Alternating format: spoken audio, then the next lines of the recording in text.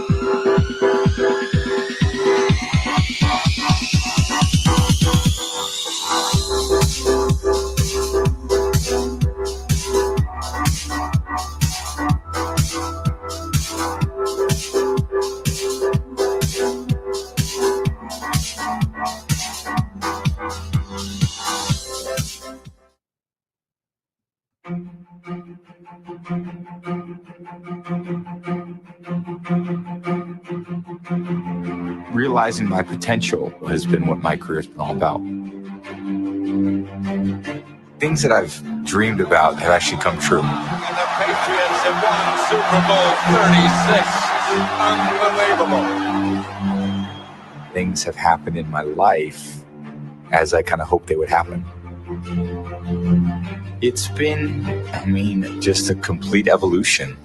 You know, how I just kept kind of fighting and clawing to continue to power forward. You just keep putting one foot in front of the other, and you keep trying to make progress. So when I look at over 20 years, I look how far I've come. But there's not one step that I took where I realized, look how far I've come.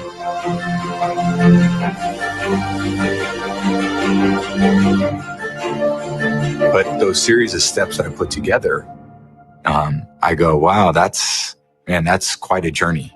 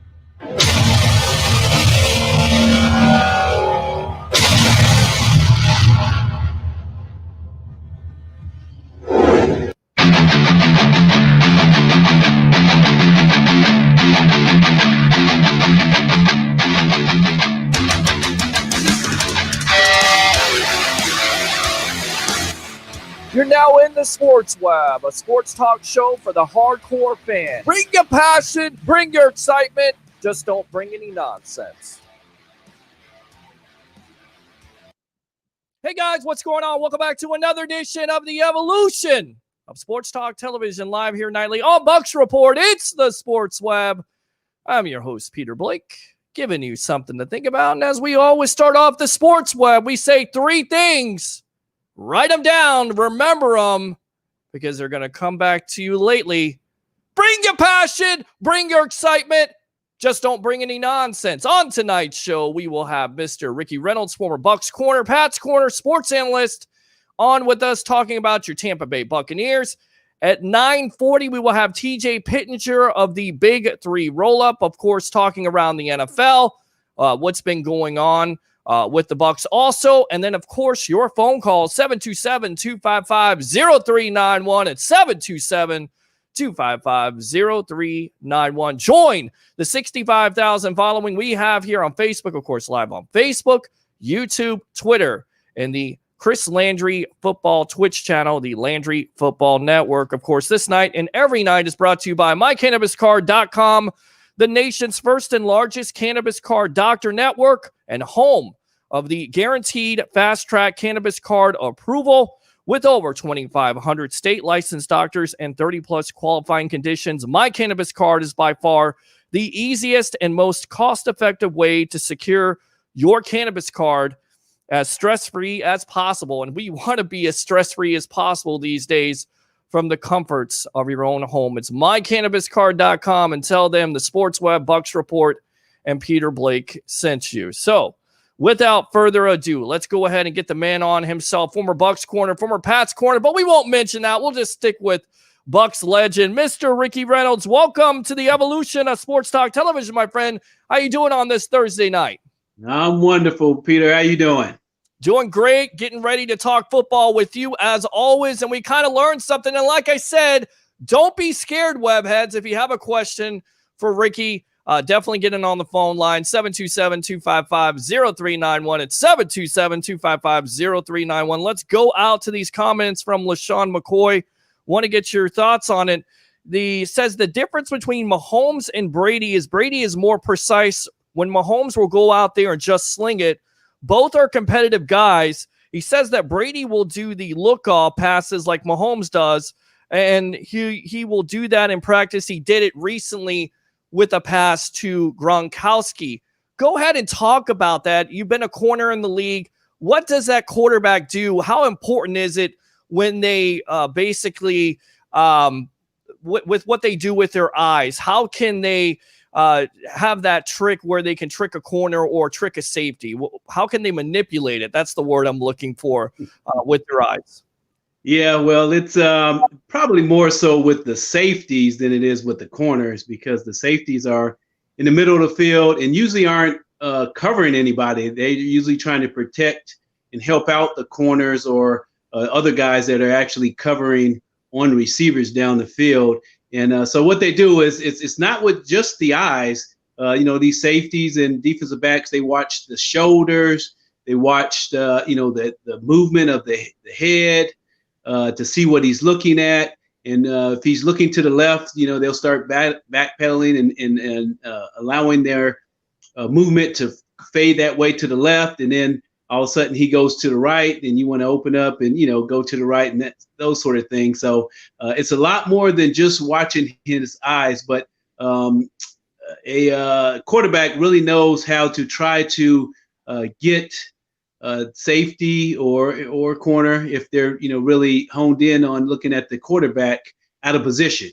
And what they want to do is they want to lean to a specific way, and they want to look the opposite way that they know they're throwing it to, and try to get that defensive back to lean that way, and then whip themselves back around to the other side and make that throw down the field once they have the defensive back out of the way. So it's a big head game. It's a lot of competition out there, and the defensive backs are playing the same game. They're trying to disguise coverages. They want to make it look like zone and playing man, or make it look like man and play zone, and different things like that. So it's a chess match out there.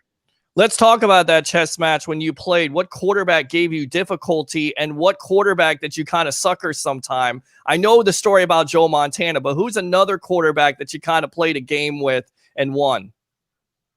Dan Marino was another one. We played him. Yeah, Dan Marino was real good. He's a guy that could really kind of look you off, look one way, and then come back, because he had a really quick release as well. So if he started leaning one way, then all of a sudden he'll come back and just whip it out. He could be standing square and just whip it to the right or whip it to the left and get you out of position. So he was tough to play against. And who was besides who is the guy that you played a game with that you caught trying to play a game with you intercepted or you him on defense? Come on, spill the beans. That's happened a few times. Come on.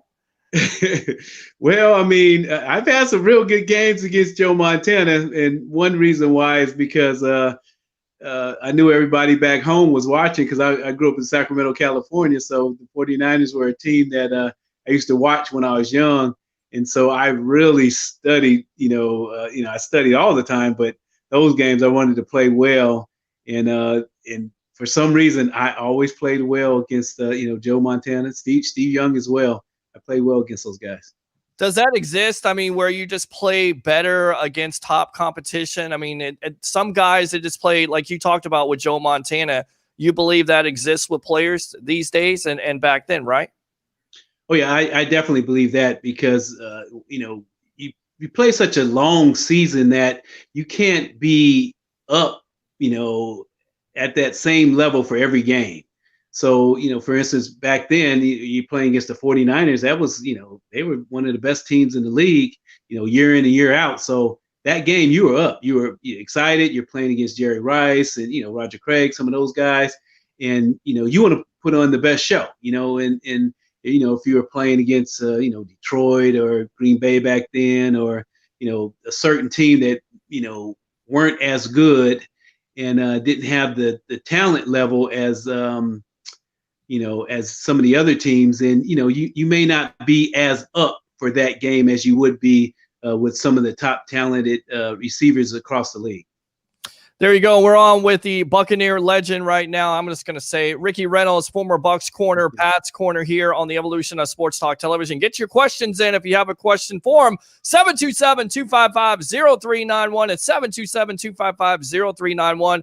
Let's talk about this Saints game. 16 days away. I can't believe I'm saying it because there was so much negativity the last couple months of having no football season and COVID, but we're just right around the corner here, Ricky. What's the challenge in facing a Drew Brees? And does he do the same thing with his shoulders and with his eyes? And then with that being said, how difficult can it be or could it be for these young safeties like an Antoine Winfield, like a Jordan Whitehead, and of course a Mike Edwards? Yeah, well, Drew Brees definitely is a guy that, has been in the league forever and has seen everything. So he's a guy that knows how to, look off defensive backs and make things happen. And it's obvious because he throws for a ton of yards every year. He's the I guess the career leading passing yards guy out there in the history of the NFL. So he knows how to do it, And so Antoine Winfield Jr. there is a guy that's young. He's a rookie. He's never faced him before. So that's going to be a challenge for him, and it's going to be new for him to go out there and to play, against Drew Brees, and, on his first time out, it's going to be tough. But some of the other guys that have played against them, a couple of times last year, and when you play, a division rival year in and year out, you start to get a feel for what they like to do and, what type of game planning is. And the coaches are going to help them, they're going to help these guys out because they watch a lot of film and they try to put these guys in the right situations and the right defenses for what their opponent, what they do.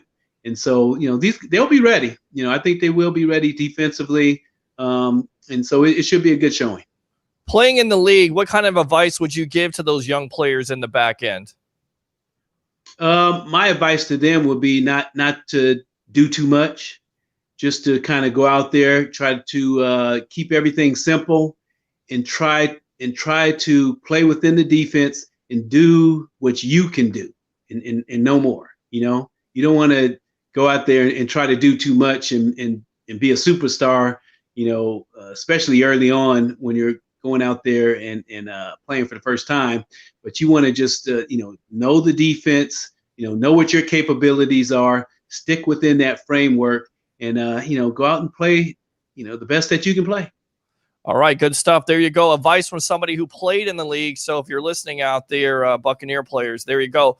Let's talk about the Chris Godwin situation. He missed a couple of days of practice. Coach Arian said yesterday it's for me to know and for you not to find out. What do you make of this situation? I want you to kind of we haven't heard it's an injury. I don't think it's an injury. So the couple days, do you think that's contract, or do you think there was some disciplinary reasons why Godwin missed practice? Well, it's hard to really speculate on something like this because like you said, we kind of really have no idea. But I would think it's probably something personal. Maybe it's something going on within their family that he had to go out and take care of some of these things. I'm sure if it was, contract related and things like that, it's possible that stuff will kind of leak out and that he's not happy with some issues and things like that. But it's probably something that's more personal that, that he wants to keep in house, and Coach Arian knows about it, and he's allowing him to go handle his business. Ever had a situation in the locker room where there was a guy who wanted a contract extension? How did you guys handle that in that locker room? There wasn't any animosity. Did some players have animosity, or did they understand at the end of the day, Ricky, it's a business?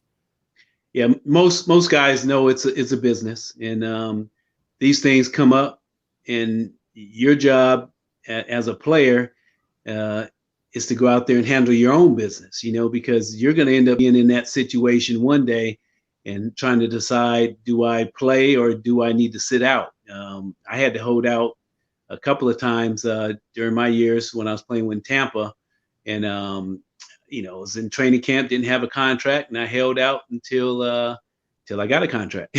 So you have to do what you have to do, and it's nothing personal. Can you take us inside that process? Because I've always been fascinated with it, and some people are kind of bored by it. But what's the process? Do you sit down with the general manager, or do you let your agent sit down, and then once they get some type of deal done or some parameters, like, do you go to your agent and say, this is what we expect this contract to be? Your general manager goes back and says, this is what they're offering. And then when they finally get a deal, you guys sit down and talk about it, or you just sign the deal when your agent says it's done? Well, usually what happens is that, you let your agent handle it, but during the process, he comes back to you and lets you know, hey, they're offering this amount, I think it's well below what you're worth, blah, blah, blah, and he has comparisons. I believe that you're on this level, within the National Football League, and such is making this, such and such is making that. And they think you're on this level, sort of thing. And we're going to continue to try to fight, and get, what we think is what you're worth and that sort of stuff. So it kind of goes back and forth, and he just keeps the player informed of what's going on. And your job as a player is try to, just take in what, you need to take in, allow your guy to handle it so that you can focus on going out there, staying in shape, and preparing, for your season. How accurate is the Jerry Maguire reference? Because that movie came out with Tom Cruise being an agent. Was your agent like that, or is it a little bit mild-mannered? I would say it's probably different depending on who your agent is. My guy was a little bit more mild-mannered. And back then, I don't think, the agents were, around like they are now. I mean, during the seasons, the last couple of years, I can be out on the field and see agents walking around and things like that. And that just didn't really happen when I played back then, but nowadays it's a little different, and I'm sure if there are some agents that are a little closer to some of their athletes that, they have a close bond, they probably give, a little love with one another, and some friendship and stuff. And, if I was playing out, I'd be telling my agent, show me the money, Well, go ahead, do it. Do the impression. Go ahead. Go for it. Former Bucs corner, Pat's corner there. Let's go out to the web heads here, read these comments. What are we watching? We are watching the evolution of Sports Talk Television here live nightly on Bucs Report. LFG, we all know what that means. Best comment of the night gets a surprise. I don't know what that surprise is. Hopefully it's good. Hopefully it's not getting kicked out, but that would be the best comment. So I'm so pumped for the season. Yash says, let's go Bucs family, bring your passion. Hey guys, says Johnny Dean. Super Bowl 55 champ, says David. Call in now, absolutely. Ricky, what's up, says Blake. Ricky, what Ricky is talking about is when quarterbacks use your eyes to manipulate the defenders to move over just enough to squeeze a ball in, or defense, you try to leave the receiver open to bait the quarterback. Going back to Bucs history, and this is not too far back, but Rondé Barber, how did he play Donovan McNabb? And he did it again a couple years later. Go ahead and break that down just a little bit if you remember it. Well, a lot of things are game plan, and Rondé was a guy that's, was very smart. He did his homework, he studied, and he knew his opponent very well. So that's how you're able to go in and bait a quarterback by knowing down the distance, by knowing situations. It could be third and long. They like to do X, Y, Z. So I'm going to go when they line up in a certain formation, I already have in my head what types of plays they like to run. And so if you think a certain route is coming, I'm going to kind of lean over this way in anticipation of having, this receiver coming from the backside, coming across the field. And then I'm going to go ahead and jump it once, the quarterback, begins to turn and throw that way. So it's a lot of it's game planning and preparation in order to go out there and play and to make these big plays like Rondé's done. Nice. Good stuff. All right, let's go back out to the web heads here. Christopher says, hey, Peter, I guess you saw the article I posted about Madden predictions. What a joke. Just as bad as the Madden rankings. By the way, do you play Madden? I remember asking Al Keck, one of your colleagues that you know from Washington State. I asked him if he played Madden. He's like, Peter, I don't play video games because I don't have the time because I have a woman. So I'm going to ask you politely, do you play Madden? And what do you think of the new Madden this year if you do? I'm sorry, Peter. I do not play Madden. And I'm like Al Keck. I think something in the water at Washington State. I don't play video games. I'm sorry. I can't really help you there. That's something okay. that I had just never have gotten into. I have a son here that's 6 years old. He's dying to do that stuff. My wife doesn't want him to do it at all. But I'm just not into that. It's just boring to me. Wow. I'd rather go out and do the real thing, Well, there you go. And I definitely think the Bucs would welcome that if we could make that possible. We'll try to figure that out. I mean, it seems like Brady has figured it out at 43 years old. What the hell? I think you could do it, right? I mean, go to that fountain of youth. I mean, I guess Cocoon was made down here. They need to remake Cocoon, bring all the old Bucs back so they can play for the team so you can all win a Super Bowl together. How about that? Sounds good, but I'm a little bit older than Brady, and I can't move like I used to. Hey, anything is possible. It's 2020, remember. Let's see here. Opening night, Brady goes 26 of 32 for 411 and 5 touchdowns. It's a lot of yards. That's a lot of throws. Do you think that's certainly possible versus a Saints defense, or do you think with a lot of people that this offense could most likely start out slow because of the missed reps? I think, like you said, teams would start off slow, and usually early on, defenses dominate a little more until the offenses really can get their timing going. Once the live bullets, start firing off. But no, I think that's. I don't think he would throw for that many yards, especially in a division rival. Usually, it doesn't happen like that. Okay, all right. I think that's more Madden at this point. I guess you could do that. Let's see here. I'm looking at my screen and it's throwing me off because you got a guy in the background and he looks like he has like a mohawk, so I feel like my hair is sticking up, but it's not. It's the guy in the background. So screw him. You got a new hairdo back there, don't you? Yeah, that's it. I do. I feel like I'm like Joe Dirt. Remember Joe Dirt at the end of the movie where he has that? Yeah, that's how I feel right now. It's not a good look for me. I'm not liking that.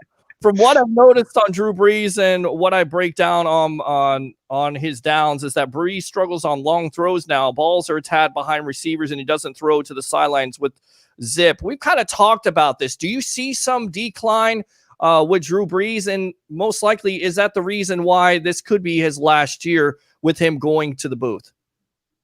Oh yeah. I mean, these guys have been playing for a long time, and so eventually your body does start to break down, and you don't have it like you used to have it.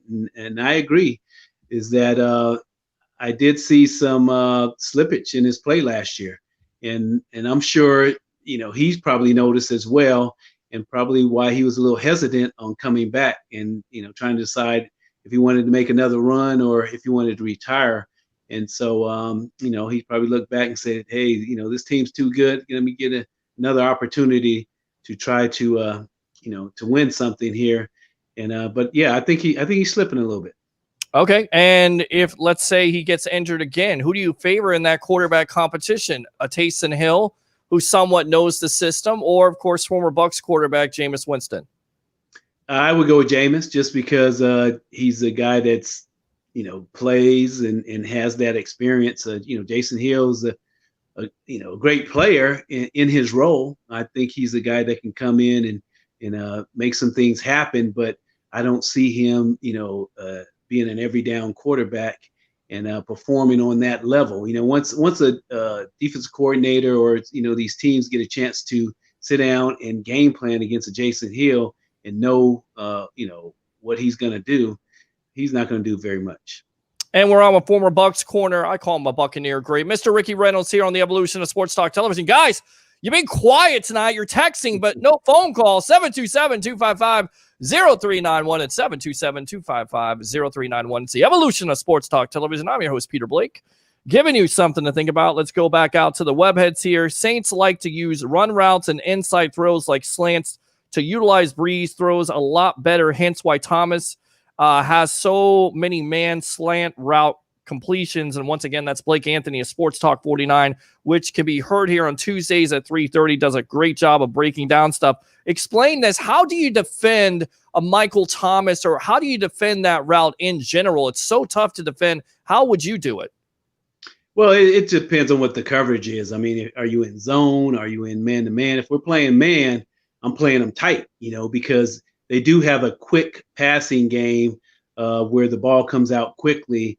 And so in those situations, one of the teams I used to play against that did that was the Green Bay Packers back in the day with Sterling Sharp as one of their receivers. They ran a lot of hitches, ran a lot of slants, quick outs, things like that. And so what I would do is go up and press them. I'd go up and bump and run them, play them tight as I could, so that when that ball came out, I didn't have any separation between he and I would have an opportunity to make a play on the ball. And that's what I would do. I would play him as tight as possible and be physical with him. And that's the way you have to be, right? With those big wide receivers like a Mike Evans, a Chris Godwin, and also a Michael Thomas, you have to be physical with them at the line of scrimmage. Well, you have to mix it up with those guys because these guys are, they get in the weight room now. Some of these big receivers lift some weights, and if you get up there too tight, they can throw you around. So sometimes you have to go up there and you jam them. Sometimes you go up and like you're gonna jam them, but then you back up a little bit and then jam them. So you got to mix up what you're doing press wise, so that they don't know how to handle you or how to deal with you. It's a head game. All right, let's go out to the phone lines here. Mr. Blake Anthony of Sports Talk 49. You're on with yours truly, along with the great Ricky Reynolds. Go ahead. What's going on, Peter? How's it going, Ricky? Hey, how you doing? We got 16 days until football season. How do you think I'm doing? I'm pumped up. I'm ready to go. People think I drink Red Bull before. It's 10-hour energy, not 5-hour energy. Go ahead. And actually, you don't drink it. You have it straight injected through an IV, and it is really exciting. There you go. And it's really exciting that all the doom and gloom is gone and the season is actually underway. Yeah, well, we don't have Leo Haggerty on here tonight. He's like my Dr. Doom on Mondays. He's depressing everybody. Everybody's depressed when they see him on screen. We got Ricky here. So you got a question for him? Oh yeah, you got Shaft on there, and Rick, and and you got Leo is the yin to the yang, so you got to have one or the other. But Right. yeah, it was when Ricky's talking about you press them and stuff. What I was saying in there, when you do that, you run those rub routes so you can get the outside receiver free to come under that coverage to catch a lot of those slant routes on the inside, because Breeze's arm isn't what it used to be. He struggles on elongated throws that are outside the hashes, and deeper throws he tends to be behind receivers and things like that. So I agree with Ricky. As far as he's slipping a little bit with his arm strength, and you got to remember, Drew Brees did have a shoulder injury earlier in his career, so you see him sometimes grimace the shoulder sometimes after certain throws. So in my opinion, or in my case, my question to Ricky would be, what do you think the best coverage would be to stop somebody with that kind of issue and coverage that struggles on the outside throws? Oh, well, I mean, like I said, you can really mix things up and play some man, but sit back in some of those soft zones. You can get them too, like in a cover 2, to where you have maybe a linebacker or a safety that's sitting in the curl area, which would be for the slant route, and then also the corner is sitting out in the flat for the quick out. And then that helps to kind of minimize what they can do. With the quick passing game, with the short passes, is by playing some cover 2 and mixing it up with a little man as well. There you go. What else, Blake? That's pretty much it for now. I just want to get a little bit in on that, and appreciate you guys getting on there and giving your insight every day. Absolutely. He's giving the insight. I'm just asking the questions. I'm sitting here learning about football. So thanks. Blake has that Madden going, huh? Yeah, he has that Madden going on, right? You definitely have the Madden going on. You have to maybe show Ricky something. Maybe we have to get Ricky into a Madden tournament or something. He'll probably kick all of our asses. Yeah, I'm sure. They do those week by week predictions on the Madden, so I'll do that, post those up. But as we know, Madden is no reflection to real life. It's just a fun simulation to watch or get mad at. But it's just all in fun and keep fans and everybody and entertained with stuff like that going on. From going crazy, exactly, with everything that's gone on this year. What was their prediction, by the way? Was it 8-8? Were you talking about the Buccaneers? You talking about mine, or are you talking about somebody else? Somebody else's on Madden. Was it the prediction 8-8? It was 8-8. The check down kind of ripped me off with the whole man simulation thing. I got 12-4. I can't remember what he got on his, but he did have the Bucs playing in the Super. He got the same thing I got. He got the Bucs playing in the Super Bowl against the Baltimore Ravens. Okay. All right. We'll see if that happens or not. We got a long ways to go until that happens, but it'll definitely be something to watch. Thanks a lot, Blake, for the calling the evolution of sports talk television. All right. No problem. You guys take it. All right. Speaking of predictions, we'll go back out to the webheads in a moment, and then we'll get you out of here. Diana Rossini of ESPN says the Bucs don't make the playoffs this year at all. What do you say? And the reasoning for this, Ricky, is the fact of Bruce Arians' offense causes quarterbacks to get hit a lot. She feels like Brady, not only going into a new system and not necessarily having those reps in a regular season, is going to be the downfall. And she feels like because he gets blitzed so much that he won't be able to handle it. But here's also the thing. She says he had 33 throwaways, which is true. So I feel like that would be an advantage to be in a Bruce Arians offense. And really, at the end of the day, do you want to blitz a Tom Brady? Well, you're exactly right. I wouldn't want to blitz a Tom Brady. That's why people don't blitz him very often, because he will burn you.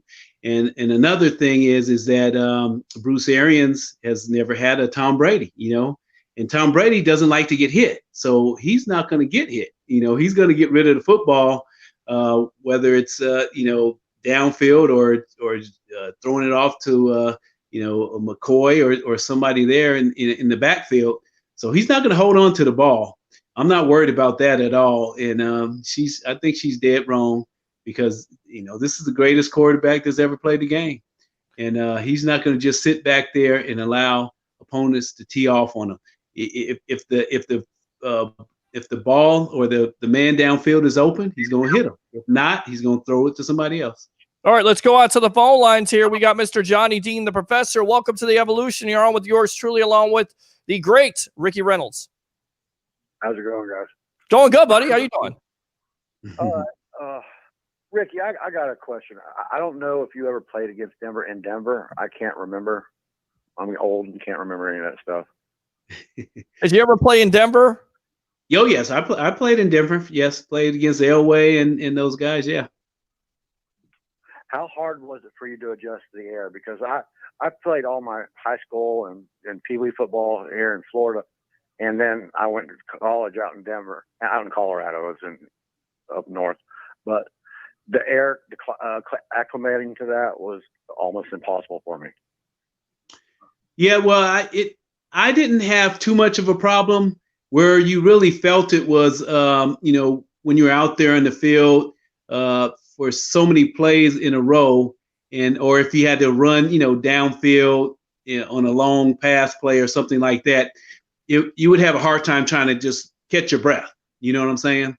And we're pretty much well-trained athletes, so all we do is run, and so, we get kind of used to it, but, once you come to the sideline, you hit a couple of puffs of oxygen, you kind of recover.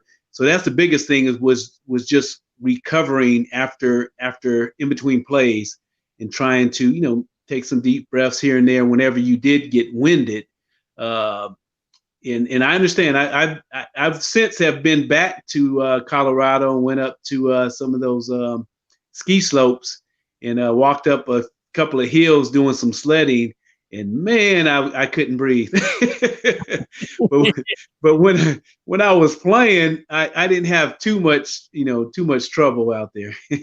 Jeez. I was between 280 and 295 when I was up there, and man, I was gasping. I just couldn't get I couldn't get the air right, man. I was sucking that oxygen down. I feel like it's kind of like wearing an elevation mask, but it's real. Elevation mask, it have certain levels, and I've worn it before, but I just can't imagine going on in that and not being used to it. I feel like you would choke unless you are used to it. I think it hits the lineman a lot harder than it does the other guys, but yeah. Yeah, they have a lot of weight, them big guys on it. So it like I said, it's hard to recover sometimes, when you lose your air. One of those guys on your offensive line, who was it that struggled the most? Come on, give it up. Who was it? On my offensive line? Yes. Oh, well, I think I played with Ian Beckles. He might have been one. Had a little trouble. I got to be careful with that because I know Ian's in the media as well. So that's okay. That's I'm with you. Again, you can just go ahead and tell the story and he'll just agree with you. Well, I mean, I don't recall which one, in particular, but I know he was on the O-line back in those times. And like you said, Reuben Davis was a big defensive lineman that we had that probably was over a 300-pounder back then, and struggled with some of that stuff. Ended up going and playing with the Chargers, right, on that Super Bowl? Yeah. Is that correct? Yeah. Okay, that's what I thought. Chargers, yeah, sure did. You had Mayberry also and Paul Gruber. Yeah, Paul Gruber. Yeah, Paul Gruber. Yeah, Mayberry. Yeah. Nice. Good stuff. All right, Johnny Dean, what else? That was just leading into my prediction. I think we're going to beat the Saints. I think it's not going to be as close a game as everybody thinks it's going to be either. I got that feeling that it's going to be a letdown for the Saints. And why do you say that? Why a letdown for the Saints? I think we're going to go 3-1 in the first 4 games. But okay. I do think we're going to lose to Denver. I just don't think the conditioning's there yet. Yeah, I don't know. Denver is a weird team. They have a young quarterback in a Drew Lock. They have these weapons. They're already Hamler, who they got from Penn State, has already been hurt. So I'm not sure. People look at that and they say, well, there's a difficulty. The thing you have to watch with the Broncos, Ricky and Johnny, is, of course, that defense with Von Miller and, of course, the Bradley Chubb, who's returning from an injury, right? Oh, yeah. Yeah, that defense is strong. And like I said, early on in the season, defenses usually play pretty well, and so those guys will be, coming after Brady, as often as possible. But Brady's smart. He's not going to hold on to the ball. He'll try to get it to the guys, and we'll see what happens. But it's I know Johnny's and most of the Buccaneer fans are very hopeful because they're expecting so much from this team. And I think they may start off a little bit slow, and then once they kind of find their niche, they're gonna take off. I got to ask this question because she just texted me. Johnny Dean, thanks a lot for the call. Appreciate you. All right. All right, good stuff. Taylor Allen says, what is the biggest obstacle you think the Bucs are going to face besides the obvious no reps? Is it the slow start? Is that the biggest obstacle, or is it something else? I think injuries may be the biggest obstacle. I worry sometimes about their depth. You look at some of the receivers, things like that, and I think if we have some injuries here and there, it could set them back. Okay. All right. Let's go back out to the web heads, and then we will get you out of here. Of course, Mr. Ricky Reynolds, former Bucs corner, Pat's corner here on the Evolution on Thursday night. So, Bucs report, you're the bomb. Absolutely appreciate you. Godwin probably got caught out partying or something. Hopefully not. DBs are the hardest working players on the field. Wide receivers second. It breaks down to wide receivers know where they're going, and DBs have to work harder to anticipate the routes. Both run more than anyone else. Agree? I agree with that wholeheartedly. All right. Eric says, I didn't shoplift okay. I'm not going to go there with that. I know where the line's from. I used to play Madden, but I haven't played in 3 or 4 years. Christopher Cole, you're a liar. You definitely still play Madden. Everybody out there plays Madden besides Ricky Reynolds and Outcast. Let's just get it out there. You know what? I'm asking TJ Pittenger, who's coming on, if he plays Madden. Everybody who comes on the show now, if you play Madden, we're going to get everybody to play Madden. There's a Madden tournament going on. I don't care. Go leave us the review, if you please. That would be great. Facebook 813 Green Doctor. Okay. Thank you very much. Appreciate you. Whistling Mars, hey, sir, what's up? Of the first 4 games this year, everyone is sleeping on how hard it is to play in Denver, especially for someone coming out of Florida. Bucs win the Saints game, but lose to Denver 3-1 in the first 4. That's certainly possible, right, Ricky? Oh, yeah, it's definitely possible. We'll have to see what happens. We don't know what this team is like, until they get on the field and start playing. You don't know. I'm not Miss Cleo. So, I'm not having a crystal ball. I can't have a psychic reading. All I can see is what's on paper. But, we've seen this before, being Bucs fans out there on the expectations on this team and what they can do. But the talent here is just ridiculous. Chris the God wants the Quan, and he deserves it. That's good. Okay. Hey, Peter, how do you think they're going to do the oxygen tanks this year with the mask, the whole COVID going around? Because somebody always is there sanitizing. Will they bring extra tanks in just for that purpose?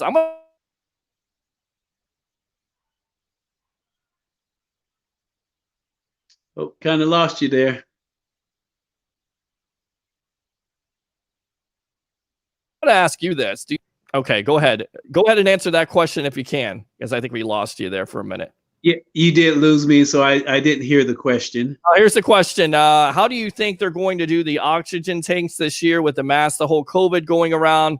Because somebody always is there sanitizing. Will they bring extra tanks in just for that purpose? How do I think they're going to? Well, I think they're going to do it the best they can. I know some of the guys are, against wearing the face shields because they can't hear as well. And I heard that it's some kind of reflection on the shield as well, a little bit of light and stuff like that. So we'll have to see how long that lasts, if some of the guys are trying to, pop those things out of there or not. But, it's going to be a process, as far as, trying to sanitize and do what they need to do to stay safe.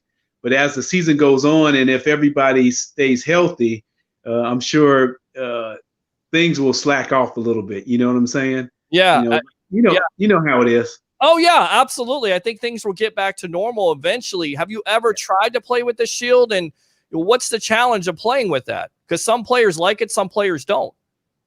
Well, I've never played with the shield, but sometimes, like I said, it depends on how much you use your eyes and how much you depend on that vision, and if any of that alters your vision, like I said, with some of the, the sun reflection and things like that into your eyes, or, maybe even breathing, getting that air into your lungs after a long run down the field, especially being a defensive back, because we run all the time. We're not like receivers and come off the field in between plays. so so we just keep going, and we got to have that air coming in, and that could be tough if it's not allowing the air to flow. They always say the difference between a wide receiver and a cornerback is a cornerback necessarily can't catch. You believe that, or you think that's bullspit? As a bunch of bullspit. Know. Receivers, they're soft. They can't tackle. They don't want to do that dirty work. They just want to run downfield. Look pretty, catch the ball, and complain when we make a play. That's all they do. Talk trash. They're always interfered with. They're always open. We know all the stories. Always open. All right. I think Ricky was the first one to ever call me optimistic. Laugh out loud. Johnny Dean says, Madden sucks. You play games in the dirt, not on the couch. Okay, well, I like Madden, all right? And I'm up there in age myself, so necessarily I can't go out there and play football right now. Nobody can do anything right now. We're in a damn pandemic. I'm late, but did you guys see Gronk mic'd up look good? But, man, he was huffing and puffing. That was mentioned. Can he get into that shape? I mean, is he getting to that shape? He looks good. He looks great. Just Coach Arians mentioned this last week that he definitely was not in Florida. He wasn't in Florida shape. It's different. It's Florida weather is definitely different. But he'll be okay. I'm not worried about him at all. Once the games start, and I mean you have 3 strong tight ends, he's not going to be out there every single snap. They'll platoon him. And he won't have a problem. When he's out there, he'll be fresh and be ready to go. All right. He's always fresh and ready to go here on the Evolution of Sports Talk Television on Thursday nights. That's Ricky Reynolds, former Bucs corner, Pat's corner. Thanks a lot for your time here. All right. All right. Thank you. Have a good night. Yep. See you next week. There you go. Always learn something from the great Ricky Reynolds. And if you didn't learn something, well, I don't know what to tell you, but open phone line, of course, 727-255-0391 and 727-255-0391, going to the agent process, going through some of the defenses and how he would defend those big wide receivers. Let's go out to our next guest here, Mr. TJ Pittenger of the Big 3 Roll-Up. Welcome to the Evolution of Sports Talk Television, my friend. How you doing tonight? I'm good. How are you doing? Doing good. Just got a chance to talk to Ricky Reynolds once again and kind of picking his brain on how you would defend Drew Brees and, of course, those wide receivers. And that's going to be the big-time challenge because we look at the secondary. There are some question marks. You have an Antoine Winfield who's competing for a job. You have some young guys in that back end. But, TJ, I've always gone out and said this. Even though they're not necessarily the big names, they have a lot of potential, especially all those 3 corners in a Jamel Dean, a Sean Murphy-Bunting, and, of course, a Carlton Davis. Yeah, I mean, I think the best way to defend them is just to pray hard that Brees is off, right? Like when Brees is on, it doesn't matter what defense he's going up against. You remember that the Vikings had a great defense years ago. Like different teams in the division have had great defenses, and Drew Brees has just absolutely lit them up. I mean, he's a top 5, 10-ish quarterback of all time. I mean, and so we talk about Brady being the greatest of all time, and he certainly is, but Brees is really, really good too. And so it's can those young guys gel together? Can there be that communication? Playing on the road is definitely strange. It probably isn't going to be the intimidating atmosphere that it typically is, because I would assume there are restricted crowd sizes in New Orleans, in Louisiana for the games, and in really all NFL stadiums. So, yeah, I mean, you pray that Brees is a little bit off. You pray that you get a little pressure. He usually makes good decisions. I heard you talking with Ricky about Brady throwing the ball away. I think Brees does the same thing. Brees doesn't make a lot of mistakes, doesn't have a lot of turnovers year after year. If you can get the Bucs have gotten to him in the past, and they have forced turnovers. But, I mean, if you can just get him to throw the ball away, I mean, a lot of times that's a win, even if you're not forcing turnovers. So getting pressure on him, good communication in that back end, and then, it doesn't hurt for him to be off a little bit. That's probably the the best the best scenario.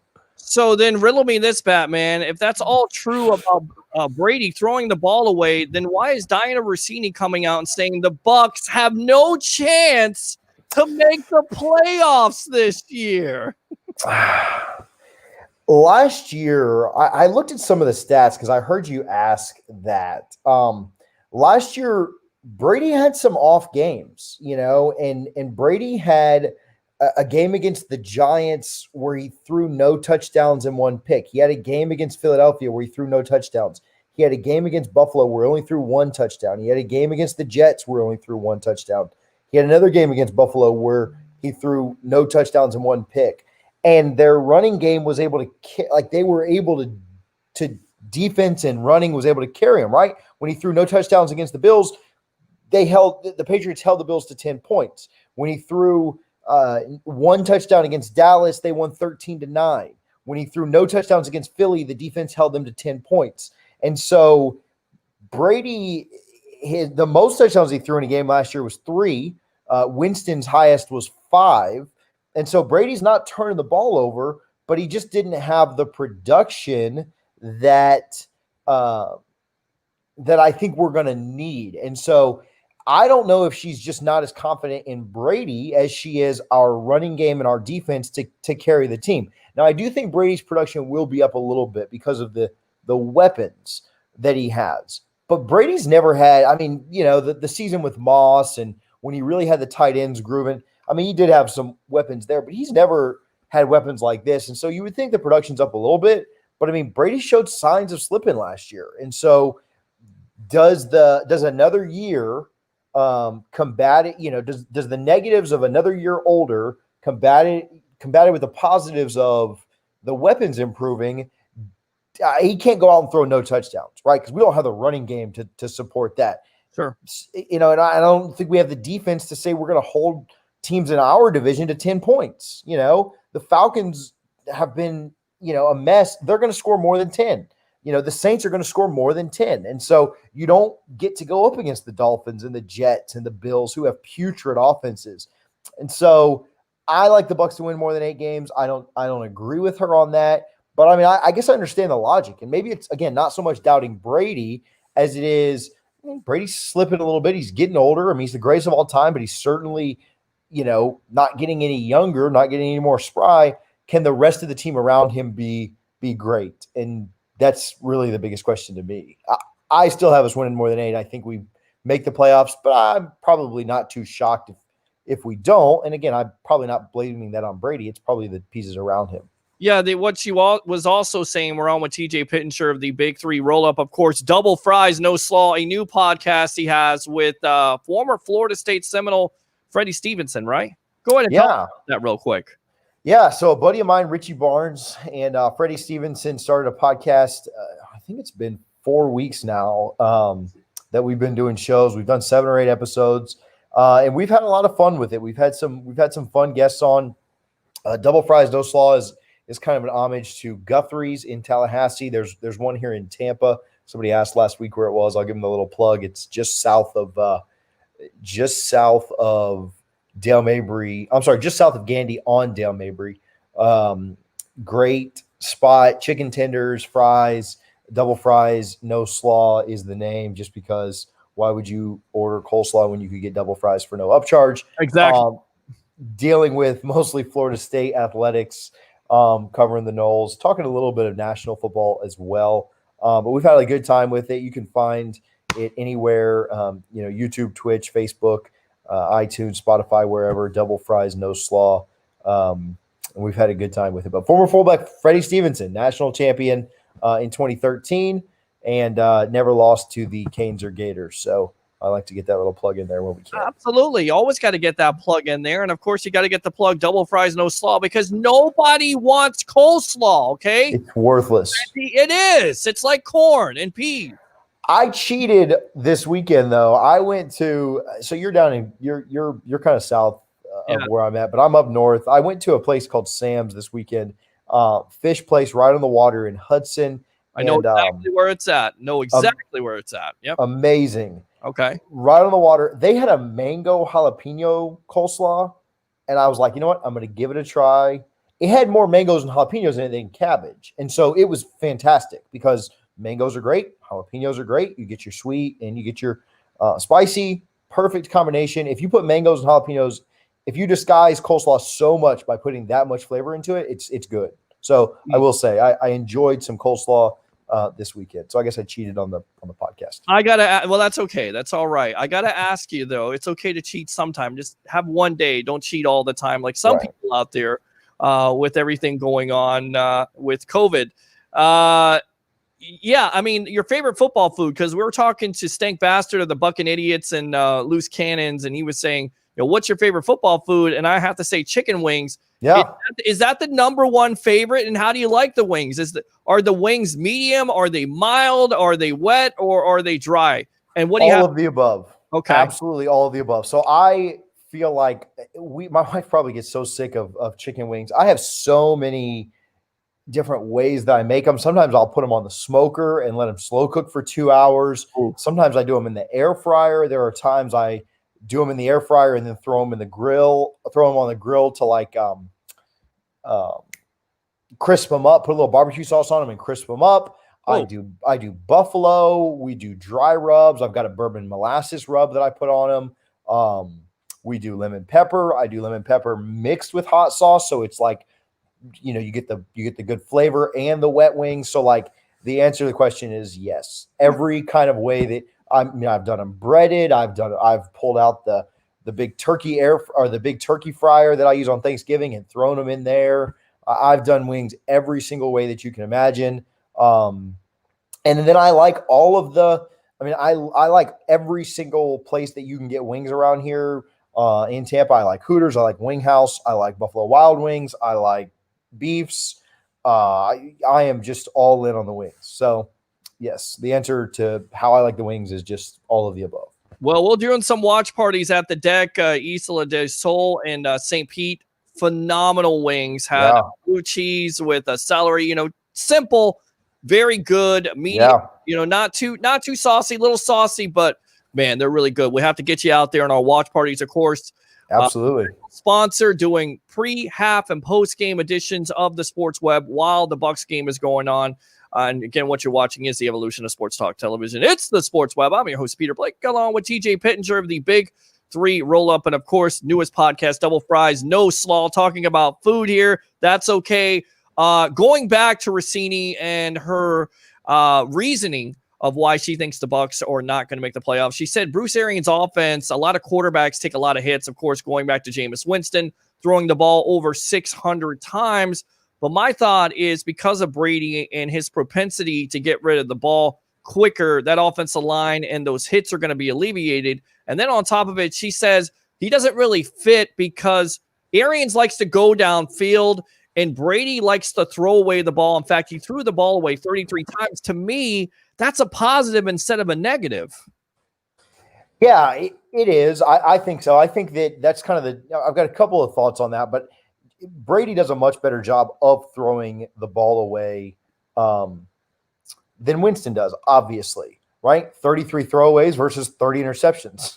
So the problem or, what you kind of run into is on a third and long, on a third and must convert, other than field position, what's the difference between a throwaway and interception? If Jameis throws an interception 30 yards down the field and it's just an arm punt versus Brady spiking the ball on the ground, and we're still giving the ball away.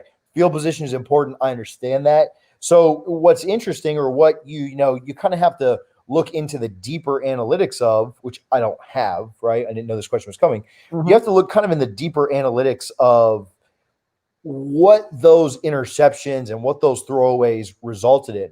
A throwaway on first down is no big deal, right? A throwaway on third down where you had to have a conversion in the fourth quarter is a massive deal, right? An interception when you're down 3 scores doesn't matter. An interception when you're driving to tie the game up at the end of the game does matter. And so I don't have the analytical answers on that, but just to use a blank stat of 33 throwaways, I mean, it is kind of dumb to me because, again, until you kind of see what those throwaways really were or when they happened. Now, if they all came on 3rd and long and 3rd and must convert, then yeah, they're a big problem. But it's tough to really know that.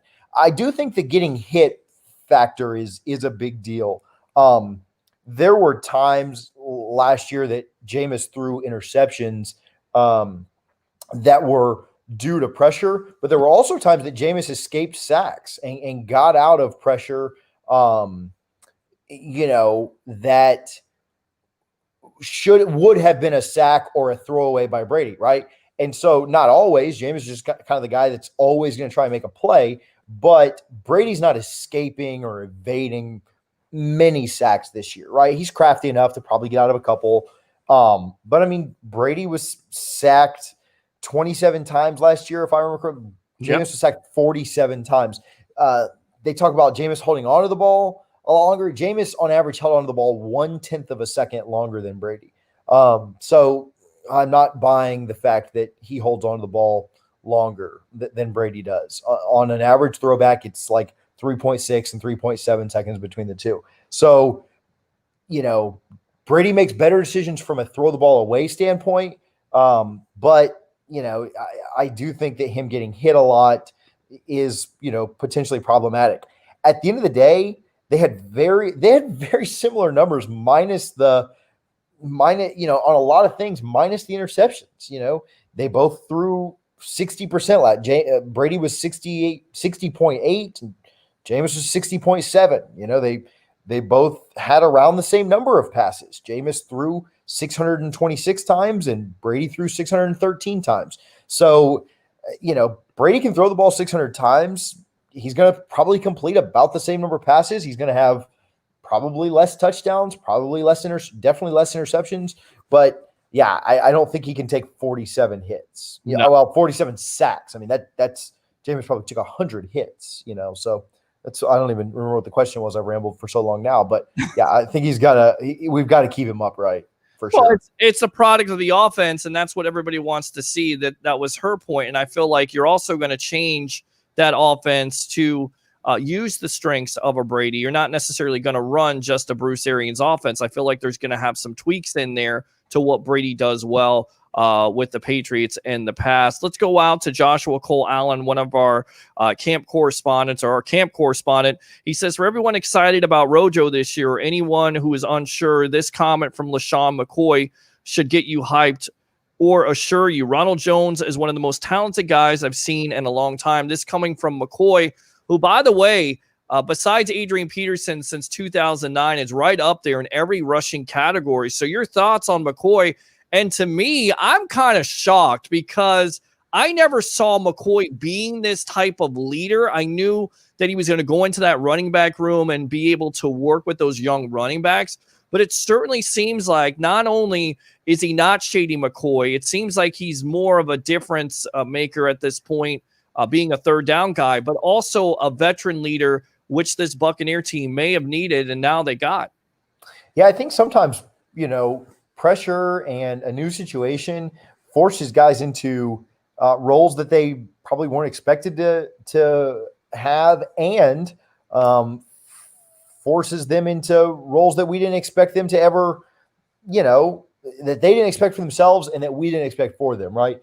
But you look at, the Bucs roster and the way it's composed, they need that leadership, right? Like in that running back room. It's a very young room. McCoy is that elder statesman.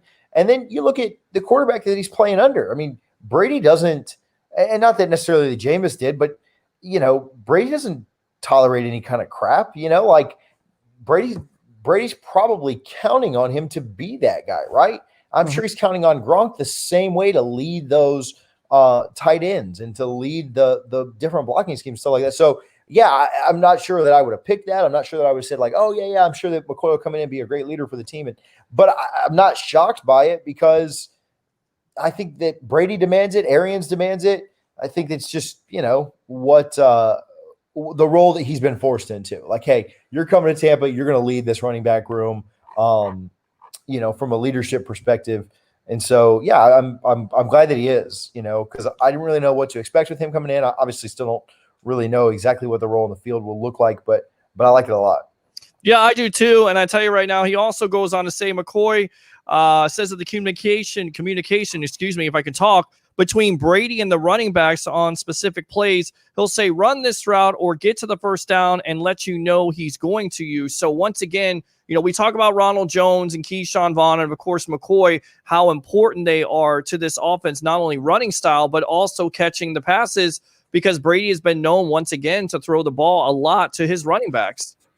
He's always had really good running back, pass catching running backs, right? Like if you're in a PPR league, it's always a good thing to have a Tom Brady running back there. What's tough sometimes is that they've got 4 of them, at any given point in New England, and so it could go to anybody.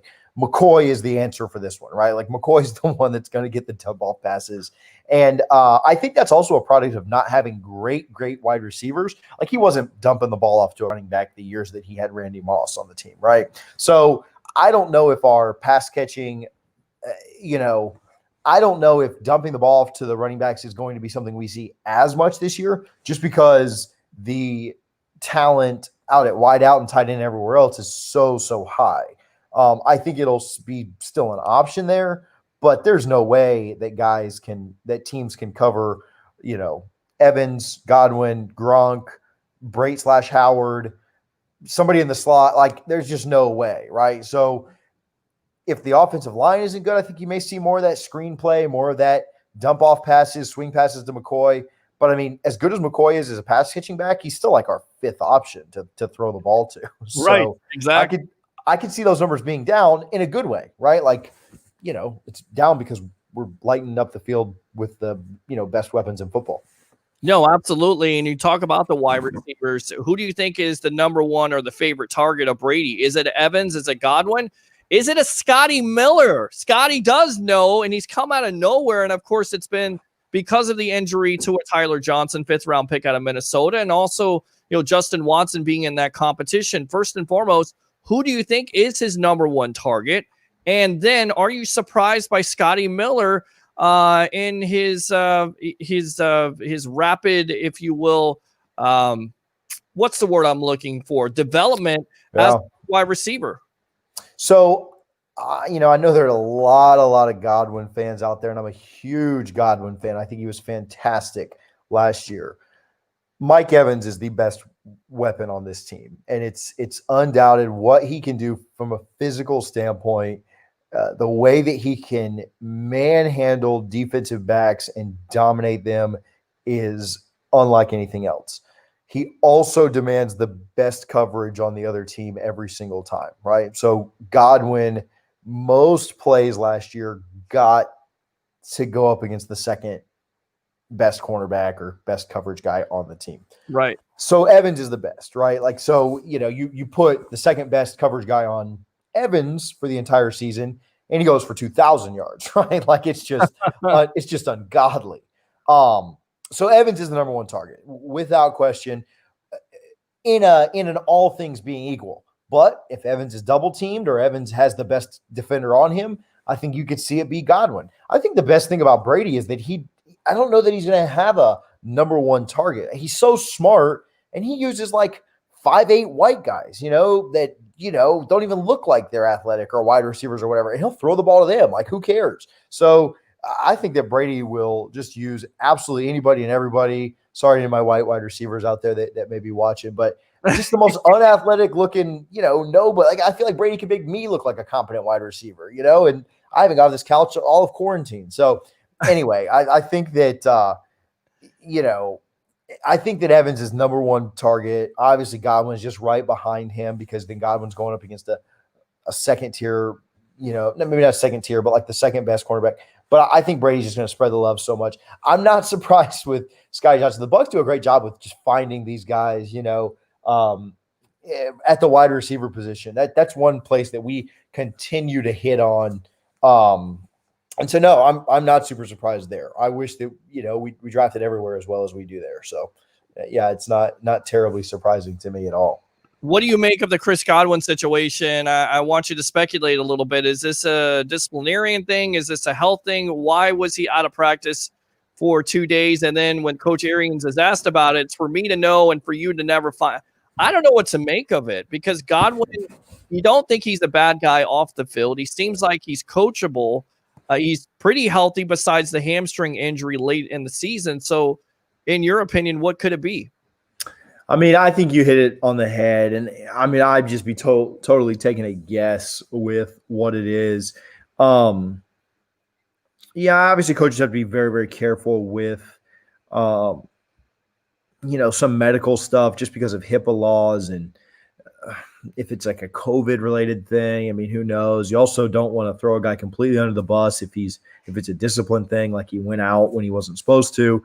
I mean, I really have no idea other than just taking a complete guess. It's like I don't want to wish for it to be a medical thing, and I really don't want to wish for it to be the other. So, like, I don't know. I mean, hopefully it was just something very minor. It doesn't shock me that Bruce would again, it's for me to know and for you to never find out. Eventually, most stuff leaks. So, we'll kind of see as time goes on. But I don't know. Hopefully it's just kind of much ado about nothing. We get him back on the field and just kind of keep going like nothing ever came up. All right, we're on with TJ Pittenger of the Big Three Roll-Up. Of course, new podcast there, Fries, Double Fries with No Slaw on the evolution of sports talk television. It's the Sports Web. I'm your host, Peter Blake, giving you something to think about. Now, you spoke about how this team can find wide receivers. It doesn't seem like it transcends or translates, if you will, with finding a kicker. It seems like we have a kicking competition here. You look at some of these comments from Keith Armstrong, the special teams coach, and they're very telling. Of course, Bruce Arians had his own comments. I think the competition is close. I think it's real close. I think with, Matt, the thing learned is that he's got to learn to be consistent. That's what we're looking for, and that's hard to do. That's what wins, and he's got to learn to be more consistent. Again, this is what he says. When I come away from last year, you can't make a 60-yarder and miss a 45-yarder. You've got to learn to be more consistent. Yeah. They all count. They count for 3 points, but it's 3 and it's there. We need it and we want it coming away. That's what I think I learned from that. The competition is really tight. Both have good legs, and Elliott Fry is giving him a run for his money. They're competing back and forth, and it's a good competition. Matt Gay, 5th round pick. They invested in him. Jason Light has taken a beating on drafting kickers and Roberto Aguayo and Matt Gay. Last year, Gay was 21 for 29 from 40. Not good at all. And, 77%. So not very good last year. Had some rough spots. Missed the Giants kick, but after that goes 17 for 18 and then missed some quality kicks and some big-time games. How do you feel about this kicking competition, and do you feel like it's realistic to expect a Fry to really push him and possibly push him out? Because even though he has a strong leg and he's able to make 60-yarders and maybe 55-yarders, it goes back to what Coach Arians and Armstrong said. We're not going to try a long kick until before the half. At the end of the half, we need guys that can make 30 to 40-yard field goals consistently. Do you think that could be Matt Gay's undoing? Yeah, I mean, I do. And I'm telling you, man, the kicking on this team has frustrated me for years. We had Anthony Becht on the podcast, tight end, for a few years. Actually won 2 divisions, I guess, with us. But good get. He was a ton of fun. He was really great to listen to. He talked about that Matt Bryant kick that went 62 yards. Matt Bryant wasn't amazing for us. I mean, he was just kind of league average, and then he went to Atlanta and was just fantastic, which obviously kicking in a dome helps a ton. But I mean, I liked Matt. I liked, obviously, Martine back in the day. Outside of that, man, our kickers have frustrated me for years. You talked about he missed the Giants kick. Arians gets a little bit of the blame for that. Actually, it's a lot of the blame for that, taking the 5-yard penalty. So that's a little frustrating there for sure. Because I think that's actually good for 5 yards closer, but either way, it should have been good. And then he missed his 2 kicks in that Falcons game in the second half when we've got a 6-point lead. Could have made that a 2-score game. We never go to overtime there. We either win or lose that game in regulation, right, with a 9-point lead. Yeah, probably win. But, the Falcons aren't kicking 3 field goals late. So frustrating for sure. I think kicking – I talked about this on the show before. We lost we threw 30 picks and had a myriad of fumbles. And we really should have been 9-7 if the kicking was just making kicks you should make, right? So, the kicking is absolutely so frustrating. It's got to get better this year. That's one of the things. Like you predict the Bucs to get better. Brady may throw 25 touchdowns and 4 picks, and if we miss 3 kicks, I mean, we are going 8-8. We are our 3 big kicks like last year. We are going 7-9, 8-8, 9-7, and so it's got to improve. It's got to get better. I don't know who wins the job. I'm not confident in Gay. I'm not confident in really anybody. So I don't know. I just kind of throw my hands up and pray hard. The same prayer I'm sending up for Breeze to have bad games against us is every single time the kicker lines up for extra points, for everything with this team. It's just I'm trying to be somewhat like cautiously optimistic about the team. Hey, if Brady plays well, the offensive line gets a little better, defensive back gets better. I know our front 7 and I know our wide receivers are great.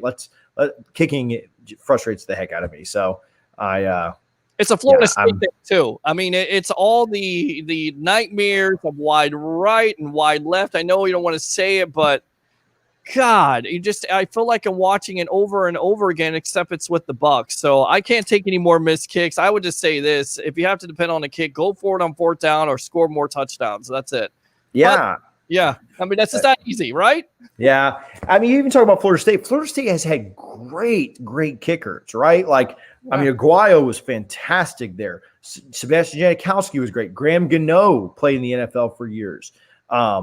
Dustin Hopkins played in the NFL for years. Great kicker. And even, Bentley was back in 93 was amazing.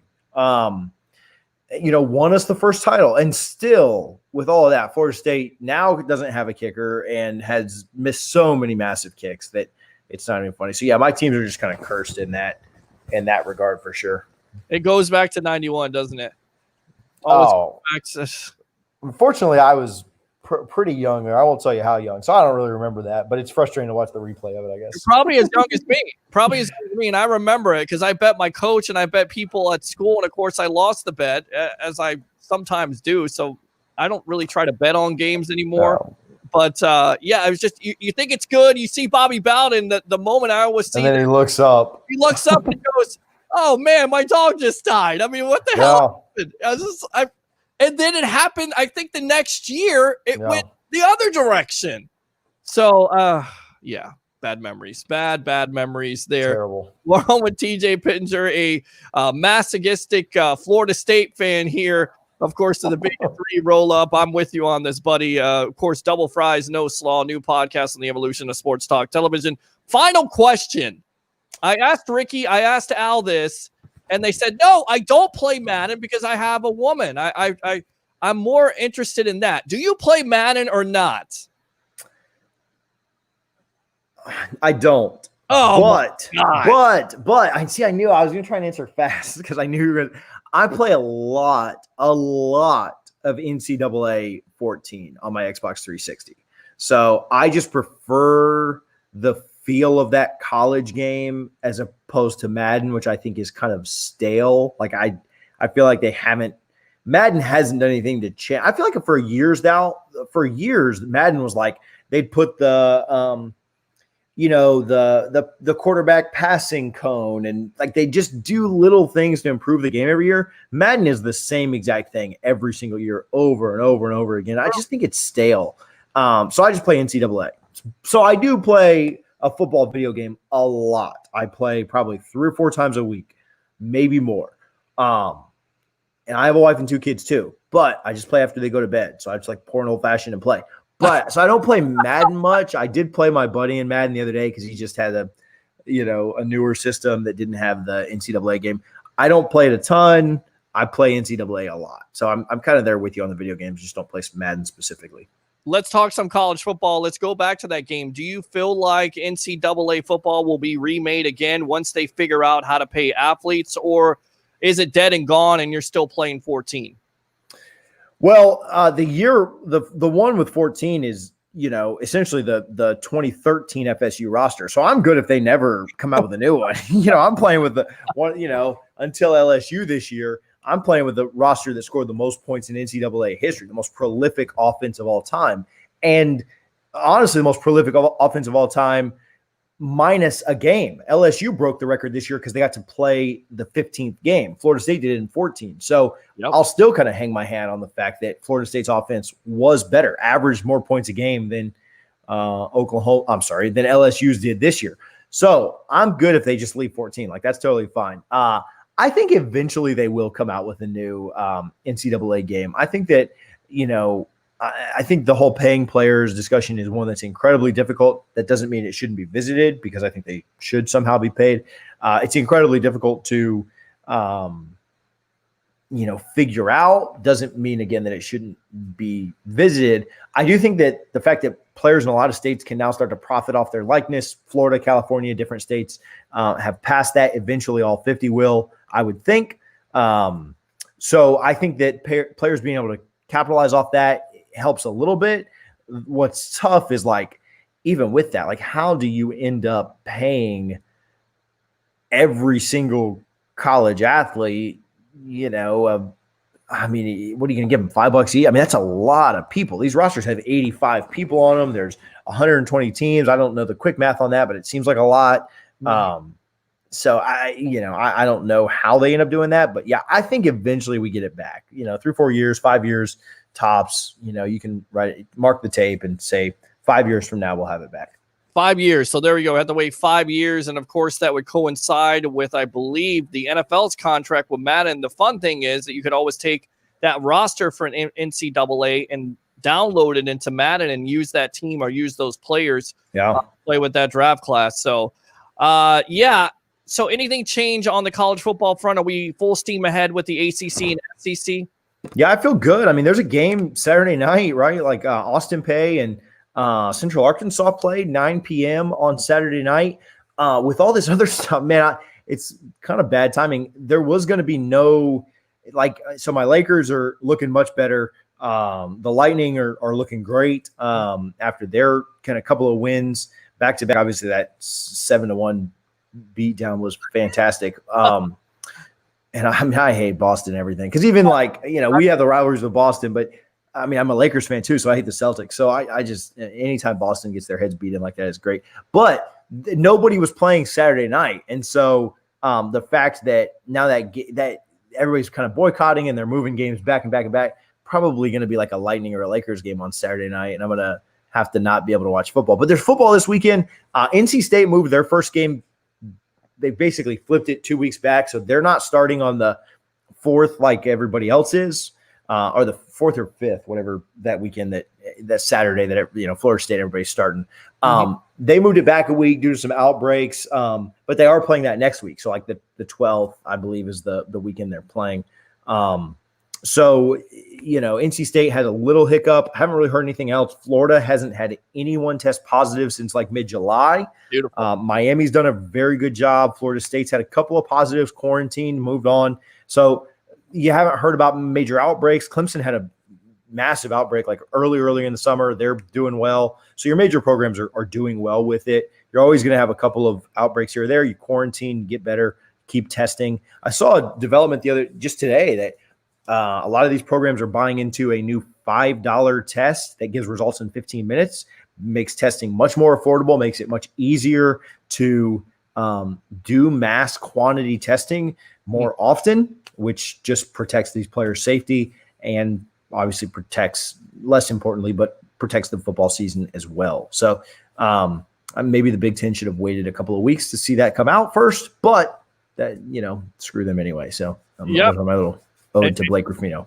Exactly. There you go. Big Ten, and of course the Pac-12 canceling their seasons, and it looks like they're not coming back. They're going to play in the spring. It'll be interesting to watch the SEC and ACC because, look, at the end of the day, that's really where your college football fans are definitely going to focus on, especially the SEC. Once again, TJ Pittenger of the Big Three Roll-Up. Go ahead and promote yourself and promote these podcasts because they're great listens. And, of course, having Anthony Becht on, I mean, he's always a good get. He was a ton of fun. He told some good stories. He had some good insight on Brady and the Bucs and stuff. Talked about a little bit of his playing time here. Talked a little bit about Winston, obviously in New Orleans, kind of what his thoughts and what he sees there, and then wrapped up with some FSU talk, of course. Big Three Roll Up is a podcast that couple of buddies of mine started, and I got in pretty early with them. Covers the big three in the state of Florida, Florida State, Florida, and Miami. And then just kind of, all other college football and how it relates there. Big in recruiting and stuff. So if you're really kind of an in-depth fan, check the Big Three Roll-Up out. And then I work with Double Fries No Slaw, kind of a Florida State spinoff from that show with my buddy Richie Barnes and 2013 National Championship FSU fullback Freddie Stevenson. Have a great time with those guys. And so, enjoy those. Enjoy talking with you guys weekly. And not like sports. I'm glad that football's coming back. I'm glad, knock on wood, we don't have any delays. Nothing comes up. But, I think I'm enjoying it now. Just wait a couple of weeks when we've got real stuff to talk about. It'll be more fun. So I appreciate you guys for having me on always. Absolutely. Always enjoy the time here with you, TJ. And thanks for your time here on the Evolution of Sports Talk Television. All right. Thanks, brother. You have a good one. All right. You too. There you go. So like I said, man, good stuff from him. It's all positive for me, right? 16 days. Guys, 16 days. Wake up. We're almost there. This off season, I believe, has been one of the longest off seasons out there. Honestly, it really has, in my opinion. It's been exciting. We've been negative. We've been optimistic. We've been pessimistic. We've been crazy. We've been silent.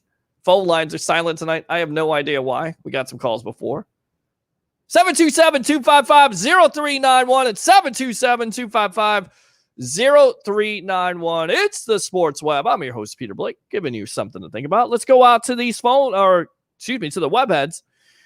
What's up, guys? Says Joshua Allen. Brady has no line of receivers last year. I think that's a point that you can make. We've made it on this show. Second half of the year, 57% completion percentage, 11 touchdowns, 4 interceptions. Will you take that, Bucs fans? I would. I think it goes up. I think you have to remake the offense around Brady. You're going to put some things in there. You're going to come to a compromise. Right? When we started the whole conversation about Brady leaving the New England Patriots, it was about a relationship that's gone stale. The Patriots organization, they take him for granted. He moves on. He got wooed. He got wined and dined by the Tampa Bay Buccaneers. Bruce Arians is whispering in his ear, you come here, I got 2, 3, 4 wide receivers for you. I got a tight end. Couple tight ends there for you. O.J. Howard, Cameron Brate. We'll bring your guy down here, Rob Gronkowski. We got a defense that's playing well. What did Coach Arians say? Can win with any quarterback with that defense. Paraphrasing. That's how much they have belief in that defense getting it done. So we'll see. But we've been through it together. This whole process is about to conclude. And it's just the beginning of when the season starts, when we can talk about football. We've talked about football, but I mean the X's and O's. Who did what? And if you want to come out and be a part of a watch party, come out to the Deck Bar and Grill in St. Pete. We'll be out there doing watch parties. Yours truly, Tampa Bay Ray Kennedy, Joshua Cole Allen, one of the hardest working men at Bucs Report. Guy comes on the scene for the 2 to 3 months and just is a superstar. Blake Anthony, Philip Schwagler, talked to him the other day. All kinds of guys out there. We'll have you covered. And because of what we've learned through this whole situation off the field in a global pandemic, it's been a good thing, right? We've got to know each other a little bit, haven't we? We'll be able to go out to some of these callers if they're not here, or these guests. Send them a link. They don't necessarily have to show up. What we plan to do at the deck is have multiple shots. We're taking the social distancing seriously. I'm not sure if I'm going to wear a mask. I like to not have a mask on, but if we have to, we will. We'll have it all singled out. We'll have multiple shots. We'll have yours truly, somebody else, possibly Tampa Bay Ray Kennedy during the half and post-game show, but during the pregame, we'll play around. We may have a Ricky Reynolds out there. We may have some other guests out there, so you got to tune in. It's not a radio show. It's not a TV show. It's both. It's the evolution of sports talk television. Join the 65,000 following we have here on Facebook, of course, live on Facebook, YouTube, Twitter, and a part of the Landry Football Network. Chris Landry Twitch channel, Twitch TV at the Chris Landry Football. So definitely check that out. 727-255-0391. So we got you covered. Relax. But get excited. Get excited because football is right around the corner. 13 days until the season starts on Thursday night. I don't think I'm going to do a show that night. We'll probably move it. Because I want to watch. Fans or no fans. Which was a big story today. Philadelphia Eagles are not going to have any fans. Are you surprised by that? Do you have a problem with the advantage? It goes back to the story last week. Should Roger Goodell step up and say, well, this team can't have fans, so you can't have fans? What do you think? There's a report from ABC Action News. Tampa Bay Sports Authority is estimating 14,000 fans inside the stadium for Bucs and 10,000 for USF Bulls football games. There will be no fans for the first game with USF against the Citadel. Could they revisit it? Possibly. You would hope so. Being in Florida with the Miami Dolphins coming out saying they're going to have fans. Do you think Roger Goodell across the board to say no fans? Do you have a problem with having no fans? Do you want to see fans? Are you going to come out to the watch party? Are you going to get on the mic? Are you going to get on the camera? Or are you just going to be silent like you are tonight? 727-255-0391. Thank you very much. I like the fire. Appreciate you. Most success stories do not happen overnight, which is why consistency is the key. It's going to be the key. Go back to the kicking situation. It's got to be consistent. I like Matt Gay. I want to see him be successful. I do. Because I'm tired of the Bucs losing games with kicks. You lose games over and over again. The Giants game still kills me. I watched it a month ago. I'll probably watch it again. You know why? Because once again, I'm a masochist. There are so many great things to take out of that game. Shaq Barrett's performance, Mike Evans' performance, even Jameis Winston, who's not a part of the team anymore. I mean, that offense was moving and grooving. And then the second half, the defense collapses. They're not able to make a stop. And it comes down to a field goal. Fair or not, you got to make your kicks. You got to be consistent. I think these comments are telling. We've not only heard from Keith Armstrong, who is the special teams coach, but we heard from Bruce Arians. We don't need a guy with the big leg. We need a guy that's going to be consistent on 30 and 40-yard field goals. That's where your points are. I don't have to tell you when you leave points off the board what happens. Snakes crawling around the grass, you don't cut its head off, it ends up biting you in the ass. That's the Atlanta Falcons last year. You like that, Bucs fans?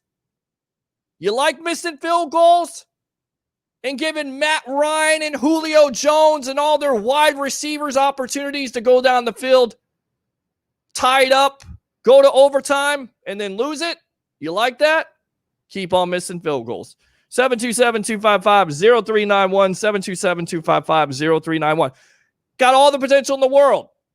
Jason Light wouldn't have picked him. He's got a big leg, but he's got to be more consistent. I think he'll pull it off, but I would not be surprised if he's challenged. He's going to be challenged from Elliott Fry. Fry's going to give him everything that he wants. And that's when you take out these comments. Isn't it a shame you don't have preseason football this year? I mean, how many people want to see preseason football?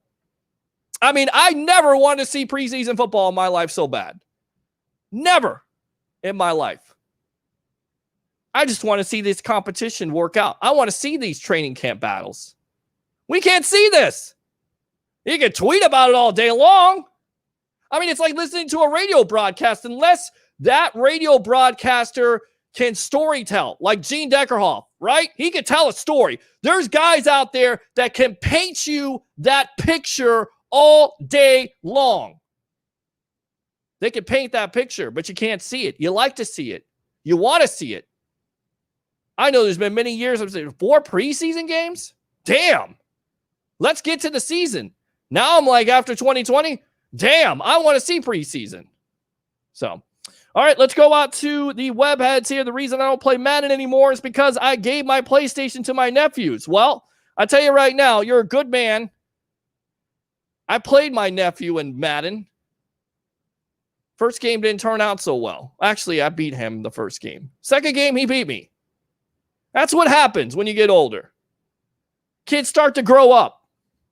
Play Madden, play this, play that. I'm going to beat you, Uncle Pete. Oh, he did. He got me.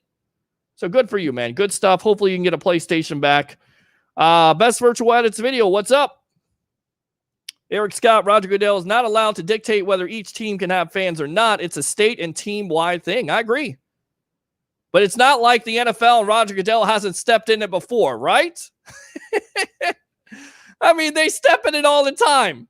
It's like they take the dog and walk him and step in a pile of you-know-what. That is Roger Goodell in the NFL in some cases. Just like this. That's what it's like sometimes with Roger Goodell. So good thing it is a statewide thing. Hopefully it is. 14,000 though. Disappointed?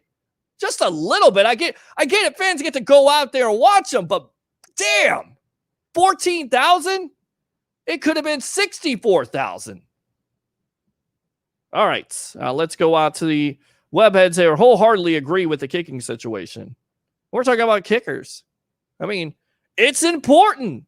I know it may be boring to you, but it's important. Bucs fans, how many games have they lost with a field goal situation and not getting it done? How many kickers have they gone through since a Matt Bryant? It's not a good list. It's a bad list. It's a list you don't want to be on. Yeah. Best virtual edits video. Both of the kickers suck anyway. I'm not ready to say that. Come on. Did you have a rough year? 77%, 27 for 35, 21 from 29? Yeah, you definitely got to improve on that. You also got to make those extra points. 43 for 48. Not going to get it done. You got to make those extra points. You got to do it. You're leaving points on the board. It's like turnovers. You turn the ball over, more than likely it's going to lead to 3 to 6 points. Especially if you put your defense in a hole which doesn't know the defensive system in the first place early because you're learning it. That's not going to work for you. It's not. All right, let's see. I don't care about it. Go for it like the Steelers do. Steelers don't go for every friggin' down. They don't. So I know you care about it because you wrote about it. I hate when somebody says that. I don't care about it. Well, if you don't care about it, then call me on the line or don't write about it. 727-255-0391 and 727-255-0391. It's the Sports Web on the Landry Football Network live on Bucs Report. Murray says, doesn't matter who our kicker is these days. It could be Matt Gay with the Terminator legs with laser pinpoint accuracy would still cringe every kick. I think that's where Bucs fans are at this juncture, right? I don't care. Murray, we need to go for 2. Yep. And then LFG. So, yeah, that's what the kicking situation, how important it is. I'll tell you what we're going to go ahead and do. Let's read this comment here real quick, and then we'll go out to a commercial break. Peter, how do you go back and watch the Giants game? Is the game pass still free? It comes on sometimes. I still watch highlights of it. There's highlights out there. You go to YouTube, you Google it, you can definitely find the highlights. But they were on NFL Network for the last month. They were showing a Shaq Barrett game. He went off. I don't care what anybody says. That guy's not a one-hit wonder. He's not. Remember what I said about victim of volume? You could apply the same thing to Barrett. He didn't get that opportunity in Denver. Of course you're not. You're behind Von Miller and Bradley Chubb. Of course you're not going to get the opportunity. He gets the opportunity, what happens? Is he going to be able to duplicate that success in 2020? Everybody's going to know about him now. It's easy when you're unknown, right? You're the underdog. But then you become the favorite and you become the guy, and everybody knows you then. Everybody knows your name from an old show in the past, as I'm aging myself. You got a target on your back. So you think they double team him? Guess what happens? They double team him. Guess who gets more of the sacks this year?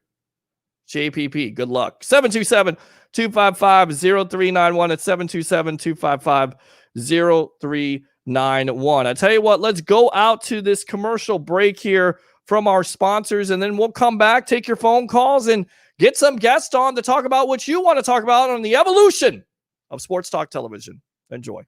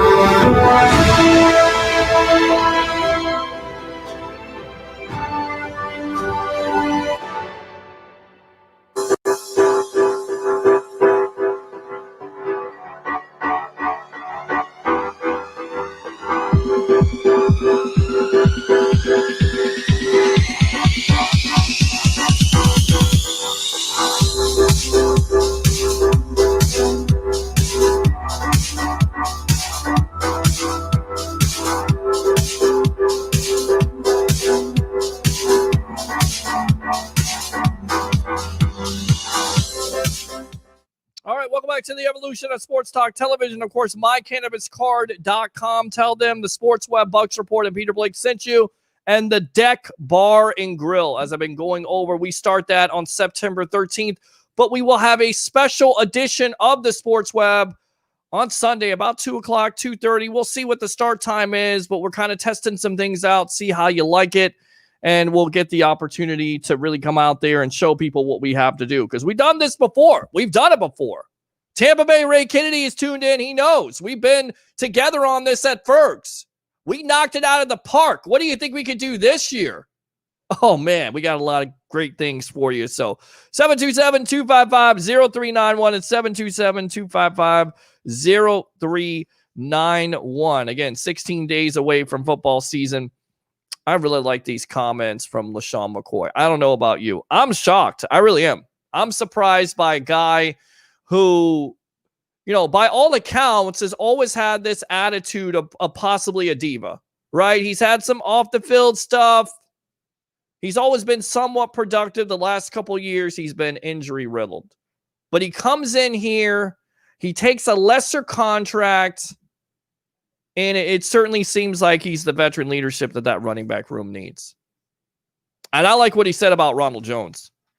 I really do. I think that's something you guys need to pay attention to. I've said this over and over and over again, and will continue to say it about Ronald Jones, a victim of volume. You have to get him the ball more. You do. You have to get him the ball. And LaShawn McCoy says what? What's he say? One of the most talented running backs that he's seen. That's impressive. Because he's been around for a while. And he's been able to do multiple things. Is he the same running back he used to be? No, of course he's not. He's not the same running back. Talked to callers about this last night. He's not the guy that you're going to give a bell cow runner to. You're not going to give him 20 to 25 carries a game. I can't see it. But I tell you right now, what I can see is a player that can make a difference, not just with his physical capabilities, but his mental. And he's already done that in that running back room. All right, let's go out to the webheads here. Read these comments. I hope they all stay healthy during the scrimmage tomorrow morning. Yes. The next 2 weeks, the next 2 Fridays, they are going to scrimmage at Raymond James Stadium. You excited about it? What are you looking forward to seeing? What's the biggest obstacle? Great question tonight by Taylor Allen, Joshua Cole Allen's wife. She knows her football, by the way. What's the biggest obstacle, in your opinion, for the Tampa Bay Buccaneers in 2020? What is it? 727-255-0391. It's 727-255-0391. Tuning in from Sydney, Australia, Super Bowl this year or what? Well, Sally, thanks a lot for tuning in to the evolution of Sports Talk Television from down under. I mean, you're the second person that we've had on this show from Australia. Isn't it cool to reach out to people around the world? We've had guys from Japan, Australia, Germany. So cool. And across the United States. It's a beautiful thing. Super Bowl or bust. I've said that. I'm not going to give away my prediction. Maybe I'll give it on Sunday. Maybe I won't. I don't know yet. But I've said that from the outset. And people like Johnny Dean roll his eyes, shake his head. Damn it, Peter. You said it again. I did. Super Bowl or bust. I know it's the expectation, but you just don't invest that much money in quarterbacks and players overall. You don't re-sign your guys. They're dialed in. Nobody has opted out with this situation. Knock on wood, you haven't had a big injury yet, although you've had some injuries. But the Bucs have been able to account for it because at the wide receiver position, they got like 20,000. I mean, you start with Evans and Godwin, and then you go to Scotty Miller and Justin Watson and Tyler Johnson when he gets healthy, and you're good. You're good to go. Is it a shame you miss out on a John Franklin III? Yeah. Is it a shame you miss out on a running back who has speed and a TJ Logan who's familiar with Bruce Arians' offense? Yeah. But you're able to account for those because in those positions you have depth, right? That's what it's all about. All right, let's go out to the webheads again. Let's see here. Some positive news. Who else is happy to see CG14 is back? You know, to me, I don't know. I don't know why he missed those days of practice. I have no idea why he did. You want to speculate? Is it discipline? Is it contract? I think it could be discipline. Maybe it's discipline. Is that necessarily a bad thing to you? It's not an injury because we know the player's coming off a hamstring injury last year. You don't want to have that happen. We know how detrimental a hamstring injury could be. We've seen them around the league already. You have a David Montgomery for the Chicago Bears. It's not a hamstring, it's a groin. He's out 2 to 4 weeks. Oops. There's your starting running back. So you could definitely see a lot of injuries this year because of having the 14 days of padded practices, and that's it. That's all you got. Is that enough? Well, we'll see. Let's go out to our video line here. Let's go out to the dude. Dude, welcome to the evolution of Sports Talk Television. You haven't been on here a while. What's on your mind? What's going on, Peter? How we doing out here today, guys? I'm doing great. I'm just wondering why everybody's so quiet tonight. I feel like everybody is in hibernation, and we've got 16 days, dude, until the football season starts for the Tampa Bay Buccaneers versus the Saints in the Big Easy. Well, yeah, let me tell you right now, got a lot of stuff going on out in the real world, but let's not let that distract us from the fact that we are at the final countdown to the longest, most anticipated Buccaneer season, probably since the hiring of John Gruden. Let me just point out to you that the Buccaneers are stacked on offense. They're stacked on defense, and they have arguably one of the better coaching staffs in the league, definitely the biggest. Now, Peter, yeah. Before we go any farther, everybody that's out there listening, we want to invite you down to the Deck Bar and Grill at Isla del Sol. Beautiful location, on the water, huge deck. Big prizes we're going to be giving away, but we will be there at that location for every Buccaneer game this season. There will be prize giveaways. You come down, enjoy great food, great drink. Thousands of TVs, I think is what the guy said. But the point I'm getting at is come down. We can get you on a mic. We can put you on the show. There's going to be prize giveaways. There'll be special guest appearances. But let me also piggyback and say I had a busy day today, Peter. And the reason I had a busy day was I went to mycannabiscard.com and I went ahead and started the process of getting my medical marijuana card. Now, you might think, I see your picture of the dude. You've been partaking in marijuana for quite a while. Okay, that's fair. But with medical marijuana, you get all the benefits of marijuana, but you can get it in edible form, smokable form. You can get it in oil, whatever your case may be. So make sure you guys go to mycannabiscard.com, home of the guaranteed approval. Now that we got all the advertisement and house cleaning out of the way, I want to give a real special shout out to Ricky Reynolds. Some will call him a Buccaneer great. I'll call him a Buccaneer legend. Great job. Where else? And I'll say this to everybody listening. Tell me another show where you can ask a former Buccaneer players questions directly. Okay, I'm going to answer it for you. There isn't one. Press conferences today. Boy, let me tell you. A lot of stuff going on in those press conferences we don't want to touch on.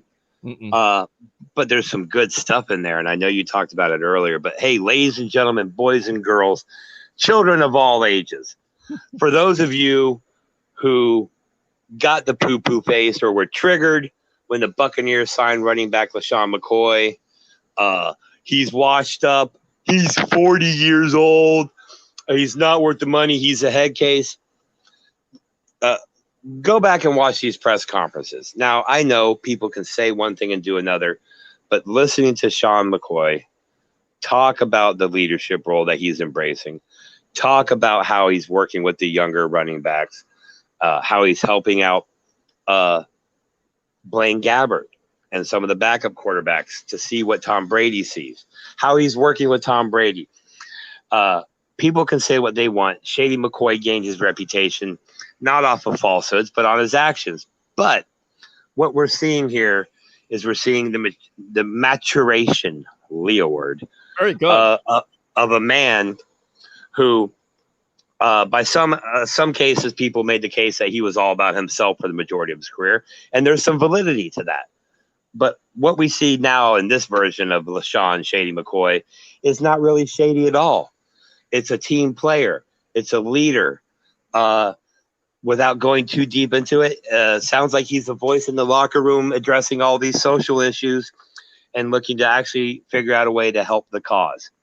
To me, that speaks volumes to the man who LaShawn McCoy is, but it also speaks volumes to the leadership that this organization has now put in this locker room with your Bruce Arians, your Byron Leftwich, your Tom Brady, and even to an extent, the boyish charm that is Rob Gronkowski.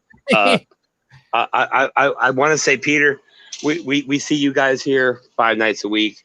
A lot of people can't really appreciate what's involved in doing this show. People think you just turn on your camera and start running your mouth. People need to realize Peter does more work behind the scenes preparing for the show.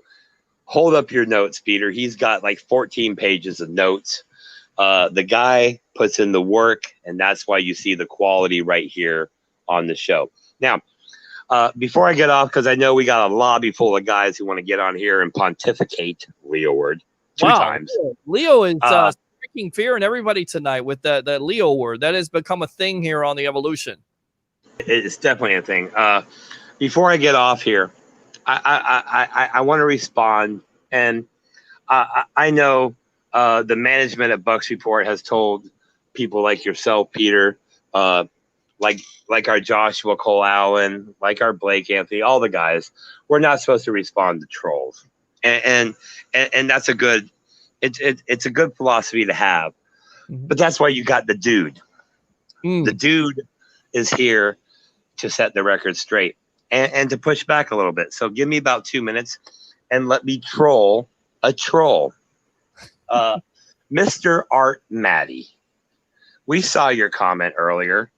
You tune into a show that is labeled Bucs Report, the Sports Web.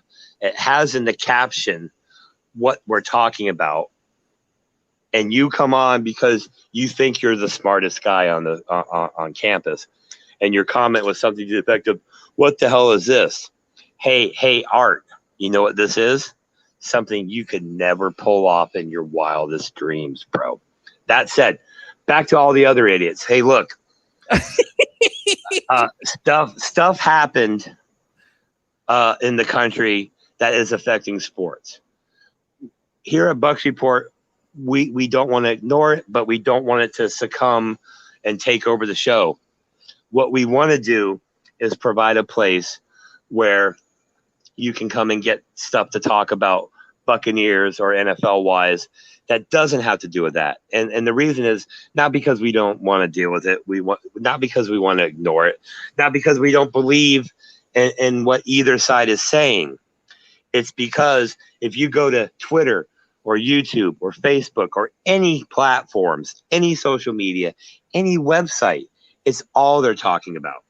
So that content is there for you guys who want to talk about that. We are trying to focus on quite possibly the most prolific, Leo word, three times, prolific season of Buccaneer talent that we've ever seen put together in the Tampa Bay area. Now, do we always do the best job we can of staying on task talking about Buccaneers football? No, it varies because the world varies. But rest assured, when you come to a Bucs Report show, you're going to hear about Bucs football. You're going to hear about NFL football. Will social issues filter in? Of course. We can't dictate what the callers say. We can't dictate what you comment in the comment section, although we can laugh at you. But we don't want to. Dude, we could do this. Watch this. We could do that. Exactly. And that's my point. We support everything that the players are standing, or in some cases kneeling, or in some cases not playing for. We don't care if it affects people's feelings. It is how it is.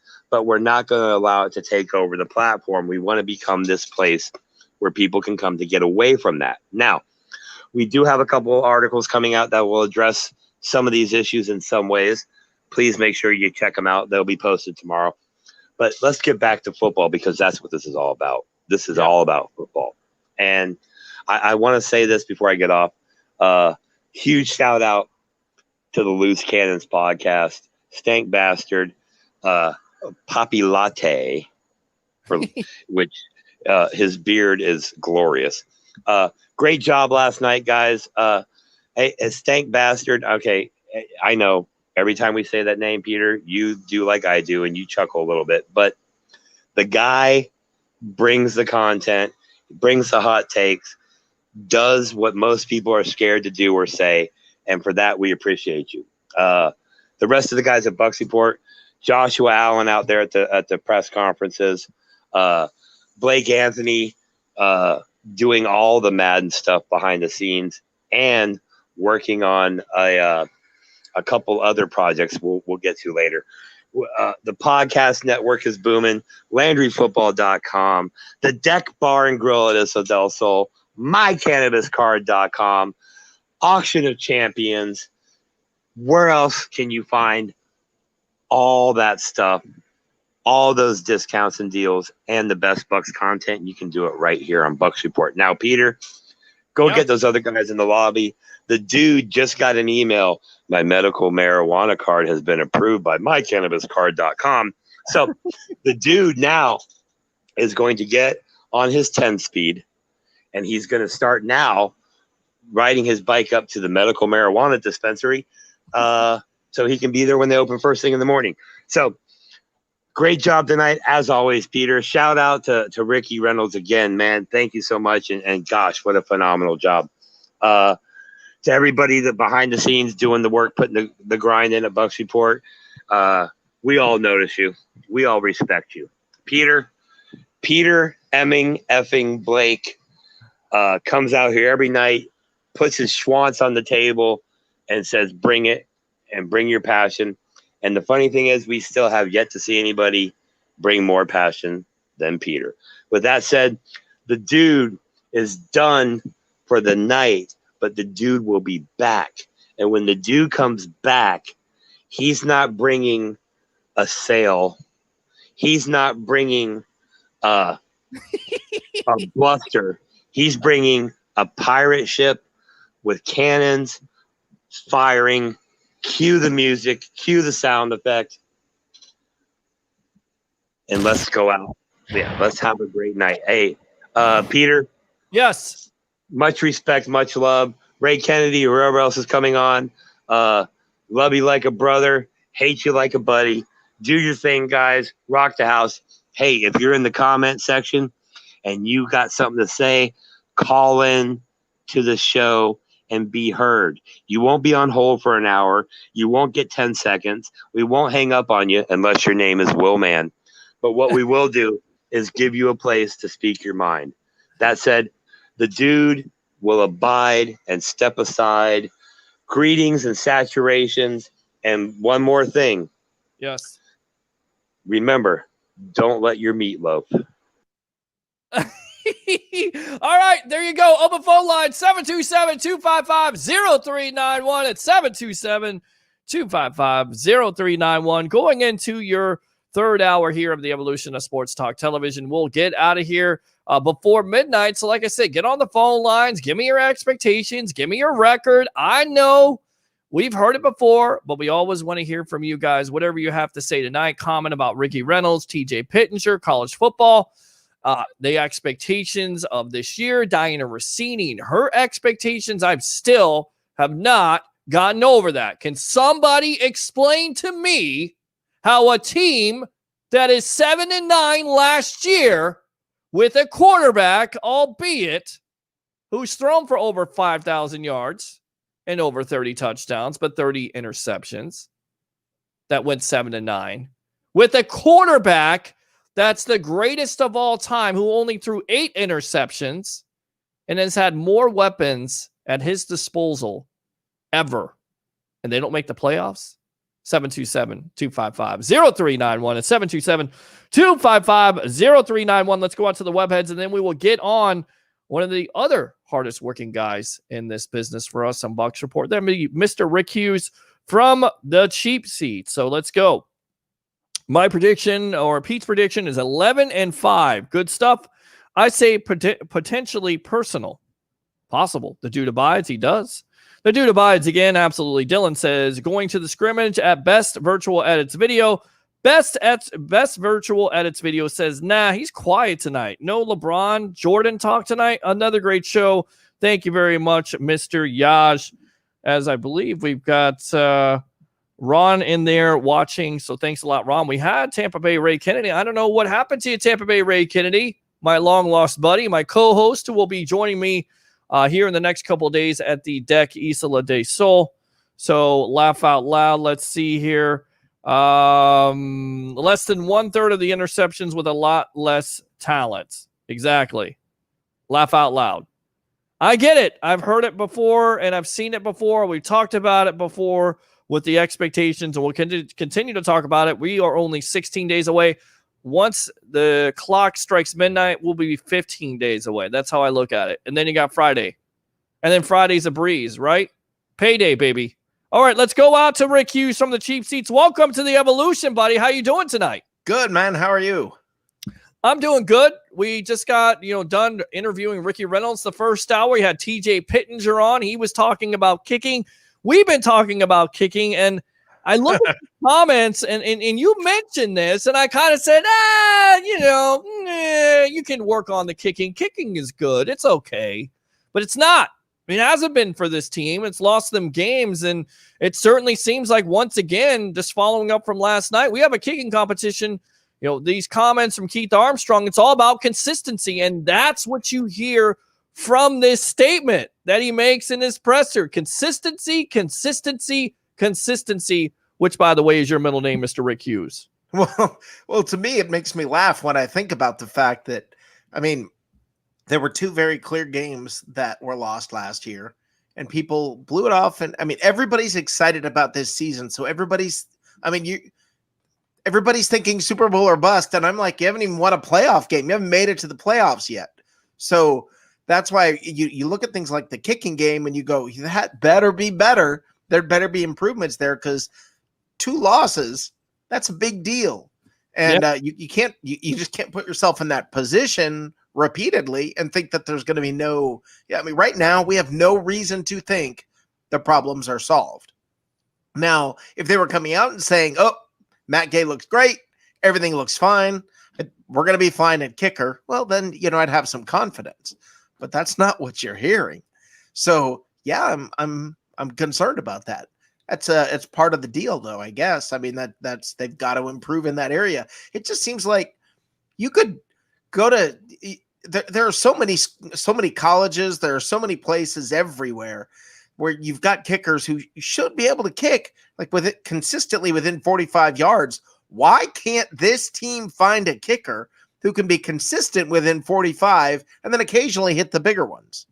Yeah, and that's what it comes down to. It's not the long kicks. You can make it just like the special teams coach in Armstrong says. You can make the 60-yarder, but if you can't make the 45-yarder consistently, you're no good to me. You're just not, because you've got to be able to make those extra points too. Right, the extra points are gimme. Even though they moved it back and kind of screwed with a lot of the kickers' mindsets, you still got to make those because they come back to haunt you. And as I'm saying in my diatribe, after TJ got off, the Bucs last year, you kick 1 field goal and it's a 9-point lead. That's the difference. And then you let Atlanta tie up the game and you go to overtime, and history's made in a bad way, a notorious way. So 30 for 30 club. Let's go out to the webheads here, read what they have to say here. So we read that. Laugh out loud. Best virtual edits video. LeBron the GOAT. Even Snoop said it. Well, Snoop probably was on something, so this is what I that. There you go. Snoop has not been relevant for at least 15 years. Great rapper, but come on, man. Seriously, Jordan and LeBron, no. But I had to poke the bear a little bit, Rick. Speaking of poking the bear, Chris Godwin comes back to practice. Are we about to speculate here that this is either an undisclosed injury, or do you think it's disciplinarian? I don't know what's going on there.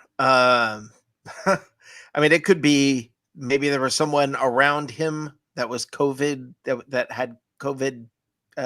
There's some connection, and they were trying to figure out if they needed to hold him out. That it could be so many different things. So one thing I want to point out about that, which is interesting, is I don't know if people are realizing about this Sunday. This Sunday is a really big day. If you test for positive after Sunday, you're missing a game. Sunday's the deadline because you're out for 2 weeks. Wow.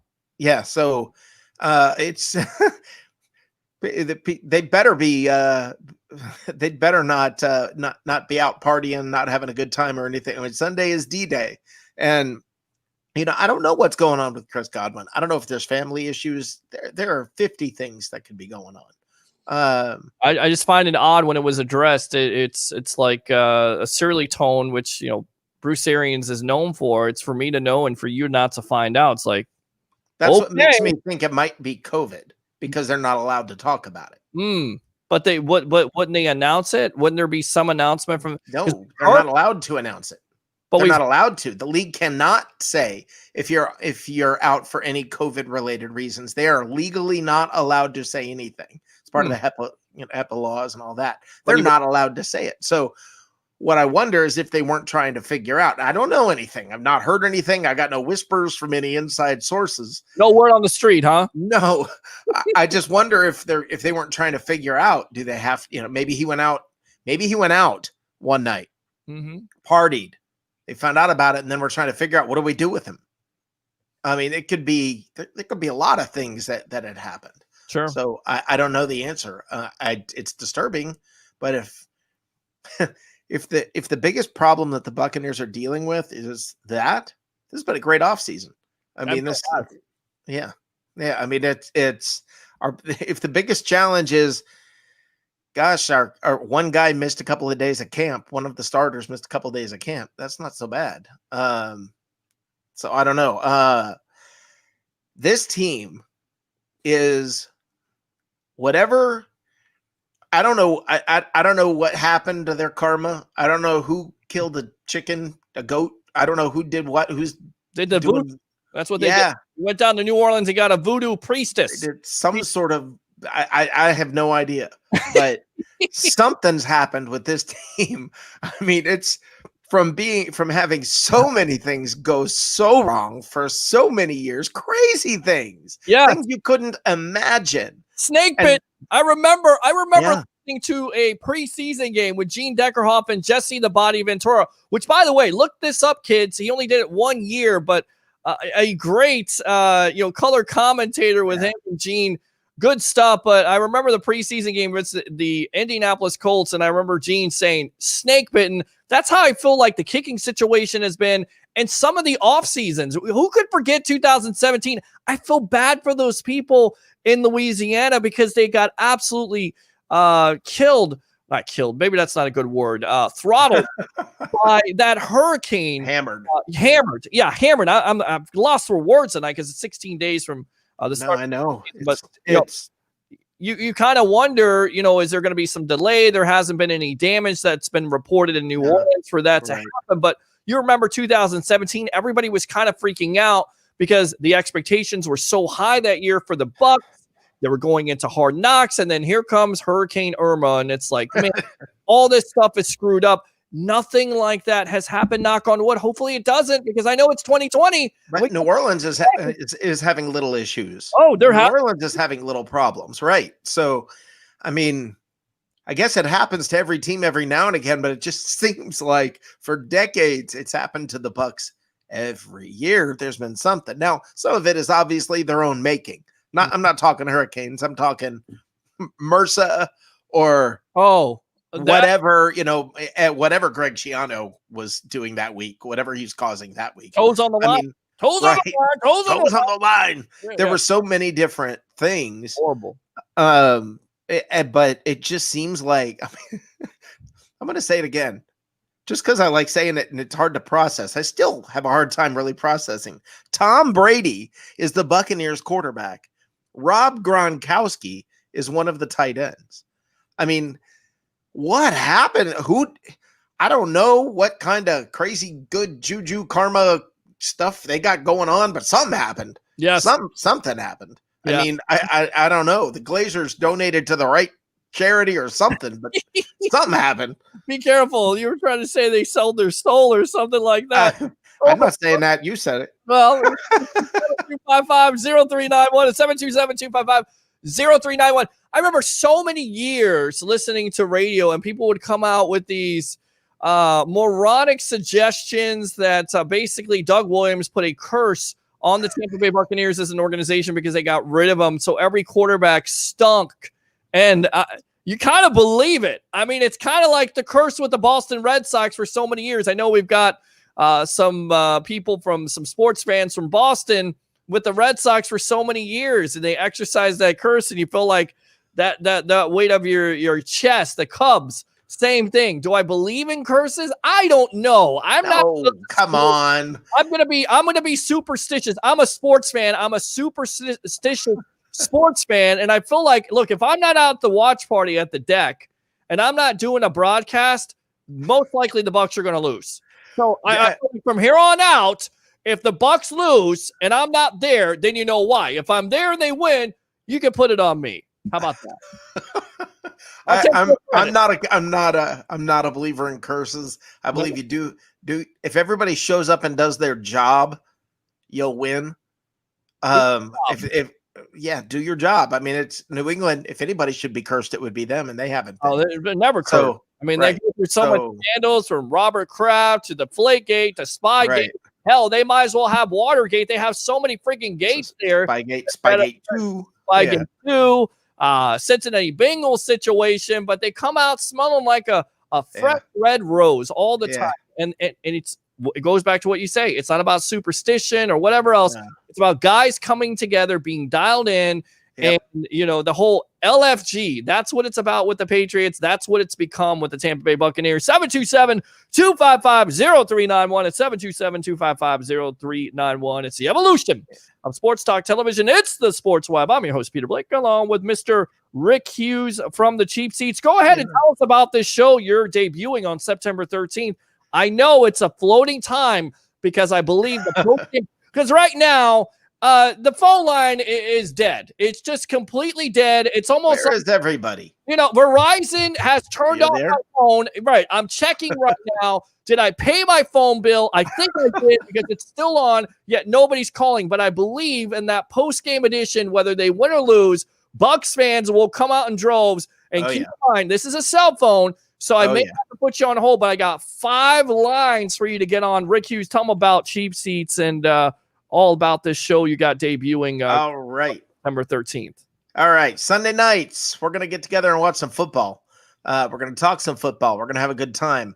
I've said this to you. I have been blessed to watch games from the sidelines as a photographer, be in locker rooms. I have been able to watch games from the press box with the media. I've been able to watch games in luxury suites with people drinking their wine and eating their sushi while a football game is going on. I've been in the first row watching Buccaneers games, and I've also been in the cheap seats. And the cheap seats is where you find the real fans, the real folks who scream louder. Yeah. What's that? The nosebleed seats. Absolutely. Yes. They're the ones yelling louder, caring more, having a good time, talking football. And that's what the show is all about. It's just going to be a bunch of us hanging out, talking football. There's going to be a game going on Sunday night. I'll have a monitor that I can see the game. We can comment on that. We'll be able to talk about all the games that happened during the day or Thursday night. I imagine maybe you want to talk about the Bucs game. Maybe. I don't know. Just possibly. But all of this is all wrapped up in the cheap seats. That's what we're going to do. We're going to get together. We're going to talk some football if you're ready. That's the whole key. Are you ready? Because if you're ready, it'll be a great show. Are you ready for the cheap seats on September 13th? Definitely check into that exclusively here on Bucs Report. I feel like they're not ready. I feel like, they've gone on strike. The callers went on strike tonight. They said, you know what? Screw you, Pete. I'm not going to call your show. I'm just going to sit there and see how stupid you can look. But obviously, I don't look stupid because you're still watching. 727-255-0391 and 727-255-0391. It's the Sports Web. I'm your host, Peter Blake, live on the Landry Football Network on Bucs Report. You got to get that cough checked out. I know I do. We got to get that cough. Let's go out to the webheads. Let's sign Messi. He's looking for a new team. Let's make a pitch. Why not? How cool would that be? Debatable, the best soccer player of all time, if not definitely top 3. I'm sure he'd love a Super Bowl ring to add to his collection of hardware. Is that a possibility? As crazy as it is 2020. You signed Messi, a soccer player, to be a field goal kicker? I don't know. I don't know. I watch Atlanta United.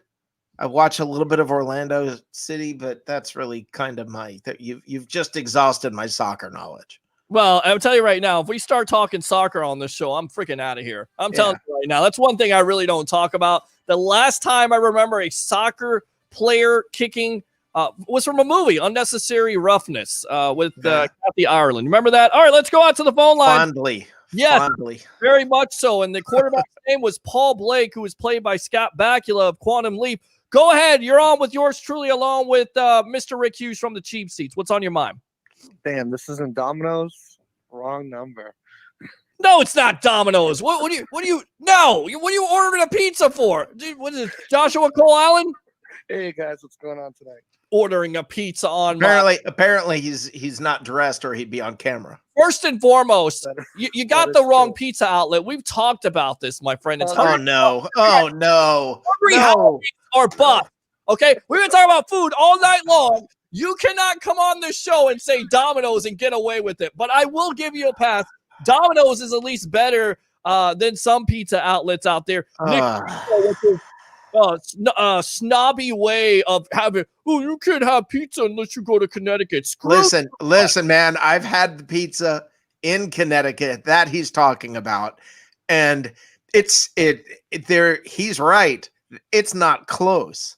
It's not modern pizza or Pepe's in Connecticut. It's not even close. I got to go to Same Pepe's. thing. But I know this nice little Italian joint right down the street. Oh, yeah? It's called Domino's. It's amazing. Huh.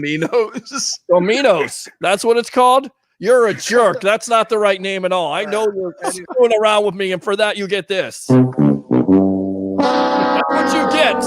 I got my sound effects ready. I feel like I'm at the radio station again, except I don't got a boss over me being a troll bag and saying, hey, you can't talk about this. Screw you. I can talk about whatever I want. Go ahead, Joshua Cole Allen. I heard there was a question to answer tonight that was put out there by one of the comments. Yes, it is your lovely wife, the Taylor Allen, who appeared last night in the pictures a couple times. I thought, I don't know what the hell was going on. It was like, he's going to kill me because he thinks I'm putting his wife up there, and he's actually doing it himself. I gave you all this control, and you decide to hijack my show by putting Taylor Allen on there. So, okay, cool. Yes, she asked the biggest question. What is the biggest obstacle, in your opinion, for the Bucs in 2020?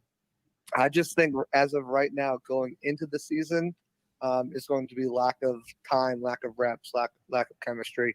We kind of heard Byron Leftwich talk about that in his press conference today, that they're trying to make up for all these reps that they lost, and that's been the theme for this whole offseason and camp. You've heard Bruce say it about the rookies and mini camps and OTAs, and that's not just time for the rookies that they miss. It's time for these veterans and these new guys like a Tom Brady and a Gronkowski to come in here and just be in the building and get the defensive and offensive install.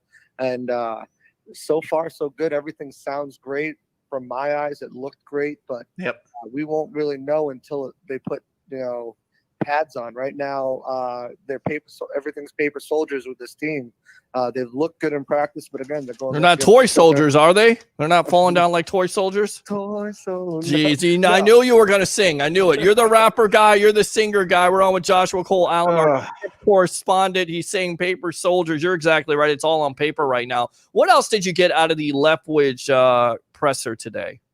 I just think that him and Tom's relationship is going to be great. He mentioned that he had a relationship with Tom prior to him coming down to Tampa Bay, and that they're really just going to feed off each other. I really think that the theme that we've been talking about, where it's going to be Bruce's office, it's going to be Byron's office, it's going to be Tom's office, offense, it's just going to be a combination of whatever works better. Byron said himself that, his job as the offensive coordinator and the play caller is to put his quarterback in a position to succeed. And if that's listening to him and taking his advice on seeing what he's going to see, I mean, we're not talking about a normal quarterback here. We're talking about the GOAT. We're talking about the greatest of all time, he said it himself. He's seen every defense. He's called every play or variation of every play. He knows what he's doing. So he's going to rely on what he sees on the field. As a quarterback, you can only take what they see. And like you said, it's his job to put him in the best position. Tom's going to know the best position, the best plays to call, because he's going to be out there and seeing that on every drive and coming back and communicating that back to BA and back to Byron, and from there they'll make their adjustments and their game plans. And this is the same thing. We've talked about this as well. Some coaches make halftime adjustments, some quarterly adjustments. Tom Brady makes in-game adjustments, and I think I've had this conversation with Rick that he's going to make adjustments from play to play, from series to series, and see what's working, see what's not working, and figure out the best way to attack the defense in a way to put points on the board. And I think that Byron Leftwich is really on board with that, and it's going to be interesting to see what this offense looks like come week one. Yeah, I think I'm kind of surprised by it, and just talking to people off the air about LaShawn McCoy and his veteran leadership. Look, we knew he's a veteran. We knew that he was highly productive. He's not the same running back, but some of his comments about Ronald Jones, and also his chemistry with working with the Brady, it just gives me. I feel positive about the situation. I know there was a lot of people out there, some callers saying, he's not the number one running back. Look, he doesn't have to be the number one running back. What he has to be is not only a guy that can come in and you'll give your running backs an opportunity to rest, but also he's a guy that can catch the ball in the backfield, and he can also instill that veteran leadership that I feel like this running back room really needs. You still have a lot of young guys. Ronald Jones, people are ready to give up on him. He's only been in the league a couple of years. I don't count that rookie year. That was a redshirt year for me. Keyshawn Bond, you draft him third round.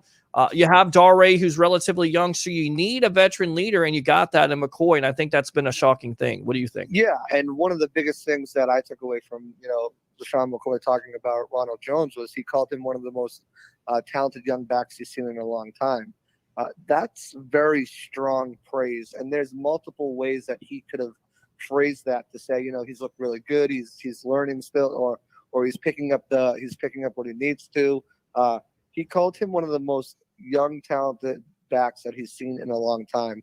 So just, hearing that praise from him, he's been around some really good young players. He's been around some good veteran players. To hear that praise come from him gives me really high hopes. And as you said as well with the Brady comments, the chemistry with Brady, and that he's excited because, the way Brady communicates to the backs, he'll look at them and, give them a look, and, you'll know the ball's coming to you. And to be featured that way is something that he's never had in his career. And he said going against the Patriots when he was in Buffalo, he'd look at James White. He's like, man, I'd kill to be able to be James White and just get these passes thrown to me all the time. And, that's something that he has the opportunity to do. And I think that's my words for this team has been reinvigorated. The locker room, the team chemistry, the players themselves. We heard on your show by Papi Latte about a defensive player coming in to get a haircut and just saying, man, we just turned the ball over too much. And that wears on teams, that wears on players. And as great as Winston was and could have been, and the great things that he did a lot of dumb things too. And there's a reinvigorated locker room and offense, and everyone feels it. You can hear in all these press conferences and all these every time these players talk that they are just full of life and full of energy and just really, really excited. I think for the first time, even Levante David, he caught himself saying, you don't want to think about the playoffs, but it's there. But right now, again, everything's on paper until we go out there and perform. It's hard not to get excited, though. And as a fan, if the players are this excited, everyone else out there listening and watching and, a fan of the team should just be, head over heels excited for this season to get going, which is going to start in less than 2 weeks. Yeah, it's going to start less than 2 weeks. You got Joshua Cole Allen, our camp correspondent, of course, Rick Hughes from the Cheap Seats. Rick, you could jump in here. You don't have to sit in there and not say anything. Go ahead and talk to Josh a little bit if you want. He's in the balcony. You shut up and be I'm in the cheap seats. I think about the balcony, about to throw you off the balcony. Rick, go ahead. Look, one of the things I want to point out, all of this stems back to Tom Brady. Josh was talking about the players are excited. We should all be excited. I think fans are excited. I think players are excited, but it all started with Tom Brady. That's where the difference came in. When he came in, Tom Brady has an infectious championship vibe about him, and he brought that with him, and it's spread like, it's probably a bad thing to say right now, like a virus throughout this organization. This belief that, okay, we're going to go get this championship. That's not something that's ever been there before. Not in decades, at least. So, that's exciting. And let me say something why I think this stuff is important. For instance, if you look at what's going on in New England right now, in New England, you have Cam freaking Newton, who they interviewed him and asked him, are you the starting quarterback? Do you know what his response was? His response was, no, not now. I don't even care about that. Right now, I'm just putting in my work every day. Cam freaking Newton. Yeah. Well, and that's because of a championship mentality. That's a different Cam Newton. And what you're seeing is different Tampa Bay Buccaneers. And that this entire mentality, Tom Brady changed the front office of the Buccaneers. Tom Brady has changed everything from the marketing department on down the line, everything is being run at a championship caliber level. Everything is being handled from an entire different footing simply because Tom Brady showed up and brought that attitude and mentality with him. So, Absolutely.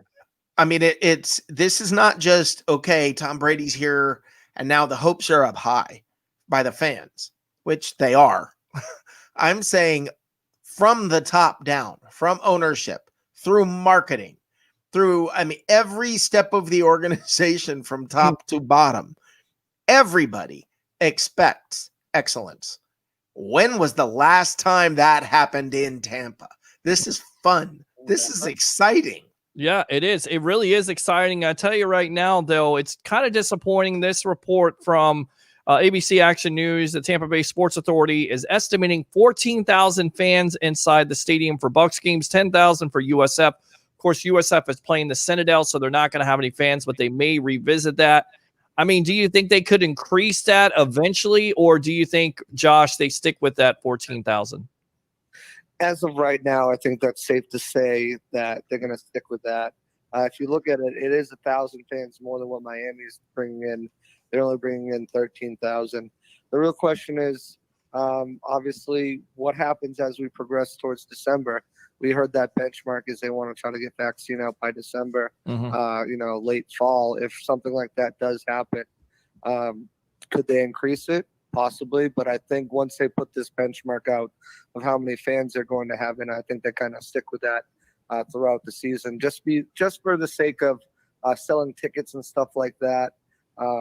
You look at it, they're going to have tickets available to season ticket holders first. If there's any left over, which there won't be, then they'll be able to be bought by fans for general sale. But those tickets will be eaten up, they'll be gone, and then there'll be tremendous prices on the secondary market. I think that they'll stick around 13,000, but things could always change. I mean, Sure. You look at everyone was going, with limited capacity. A lot of these stadiums have just shut down for the first month. Yeah, good luck predicting what's going to happen, Joshua. I had to throw it out there, Rick, because I knew that I would make you mad. I just had to do that. And I know it's just it just really. There's anybody who has any clue? I mean, I don't know what's happening week to week. I don't think the NFL knows at this point. No. I have a better plan than college football, but I was kind of surprised to see Philadelphia give in and say, well, we're not going to have any fans right now. Why not? Yeah, I mean, a lot of places. Well, the Northeast got hammered pretty hard. Well, it's because they're not doing what they need to do. They continue to do the same thing and expect different results. Guys, we know what that's called, right? Insanity.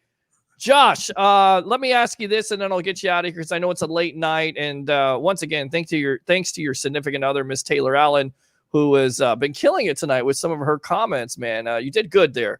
Just saying. Chris Godwin, what do you make of that situation? To me, is that a injury? Is that COVID, or is that discipline? I kind of said this on my show. I didn't really want to speculate, and I believe I said on your show as well. I don't really want to speculate on what's going on. Bruce Arians can be a troll sometimes. I mean, he likes to have fun. I could just see it as just a double veteran day off, just to make sure he's fresh. He's a guy that's going to be getting hit quite a bit, running in that slot, taking some shots. He took some shots last year. He's a great yak and yards after catch, yards after contact player. Mm-hmm. So you want to keep them fresh as possible. You've seen Sue have multiple days off this week already. JPP, Gronk has had multiple days off. So it's just about keeping those veteran guys fresh. I don't think it's necessarily something, that was an underlying issue. It would be a little weird, though, if he was giving one explanation for everybody else, and then when it came to Chris Godwin, suddenly said, yeah, that's for me to know and you never to know. That doesn't make any sense. I don't know if he's having a little bit of fun with Greg Allman too, because that was Greg Allman's question. Right. And then today Greg asked him, if there'll be any, hitting in the scrimmages with quarterbacks. He's like, hell no one's going to touch the quarterback. So I don't know if it's just a relationship they have and they're having a little fun with each other, or if, maybe there is something going on. It's not something I really want to speculate on because I think Chris Godwin's people would have been screaming very loud that there was nothing that could be confused as discipline. I think I don't think in any way, shape, or form the marketing department would be okay with that. I don't think him poking fun, they would not have left it there with a possible negative insinuation. The marketing department wouldn't do it. Chris Godwin's people certainly wouldn't be okay with it. So then what are your thoughts on it then? My thoughts are, like I said, it could be 50 different things. It could be he went out and partied and they wanted to see what was going to happen as far as COVID, whether they wanted to test him for a couple of days because he went out one night and they didn't want to risk bringing him back in. And remember, with COVID related stuff, you're not allowed to say anything. So it could have had something to do with that. It could have had something to do with a ton of different things. Maybe he tweaked his ankle just a little bit, but not much. It could have been anything. Could be anything because it's 2020, Joshua Cole. And I tell you what, let's go ahead and wrap it up with this question. They're having a scrimmage tomorrow. What are you looking forward to seeing, and what kind of camp battles are you looking forward to seeing tomorrow with that scrimmage? At this point, I'm not looking at any camp battles. I think most of these camp battles are pretty much set up in their ways. Okay. For me, it's special teams, special teams, special teams. That's what's going to determine these last roster spots you're talking about. Guys like Javon Hagan, Andrew Adams, Dakota Dixon, Motley, Mazzy, and Herb Miller in the cornerback group, Cam Gill, Kazim Daniels, and Quentin Bell at the outside linebacker group, Zach Sichi, Chappelle Russell, Michael Divinity in that linebacking group. I think with the addition of AQ Shipley, it's been increasingly harder for some of these undrafted guys like a Nick Leverett, a Zach Shackelford, or John Molchan to make this team now. Stinney has been getting praised, got praised yesterday by Ali Marpet. I think they're going to probably go with multiple positions, by the way. He could play center and guard and tackle, correct? Okay. Yeah. The Bucs love that. They love somebody that is multifaceted and versatile. They love it. Yeah, and I think they're gonna in this year with this situation, I think they'll try to sneak one or two of those guys in the practice squad. And I think they're gonna go with some veterans back there with the Josh Wells, Stinney and Shipley, and that will round out their 8-man offensive line group. I think I've been kind of set on this. I like what Anthony O'Clair brings, but with the uncertainty of Gronk and OJ's contract situations going into next year, I think you kind of got to keep Tanner Hudson because I think he'll get claimed up on waivers really quick. So that's no longer really a battle I'm looking at. And then the big battle for me is that return position. Okay. So I'm looking at these wide receivers. I'm looking at Jaden Mickens. I'm looking at who I think right now might have the inside track on that. He's been a veteran. He's been around. He's got punt returns of 72 and 63 yards, one of them for a touchdown. I believe he's averaging at least 12.6 yards per carry. I actually just wrote an article about him. Should be out tonight or tomorrow, so make sure you check that out. So I think that the veteran guy that he is, and the way since he's been back, he's shown good chemistry with Tom Brady. I think they might go with a 6 wide receiver there, which means you got to drop somebody else. I'm looking at that punt return, kick return position battle there, and just what happens when they, because it's a scrimmage, right? But let's face it, these teams aren't going to go, besides special teams and the young guys, they're not going full bore. They're not. It's not a normal scrimmage. And this is actually giving props to Joshua here. Joshua, in a conversation with Joshua, it sort of inspired an article that I have coming out either tonight or tomorrow morning about this exact thing. And the idea that I see when it comes to the scrimmage is it's game day. You have to understand that tomorrow, pretend for a second that your entire career that you've dreamed about your whole life or that you've worked for your whole life, it's all going to come down to tomorrow. Imagine that's the case for you, because that is the case for some people that are going to be taking the field tomorrow on special teams. It's all going to come down to special teams.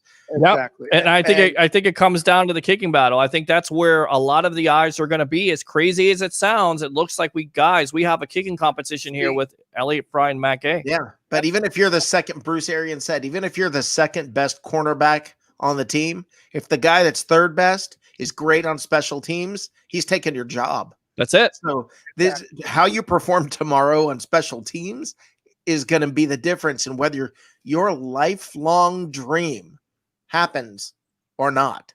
I mean, that's a huge thing. Tomorrow is the day we're going to wake up, do our thing, go to sleep tomorrow night. It's a Friday.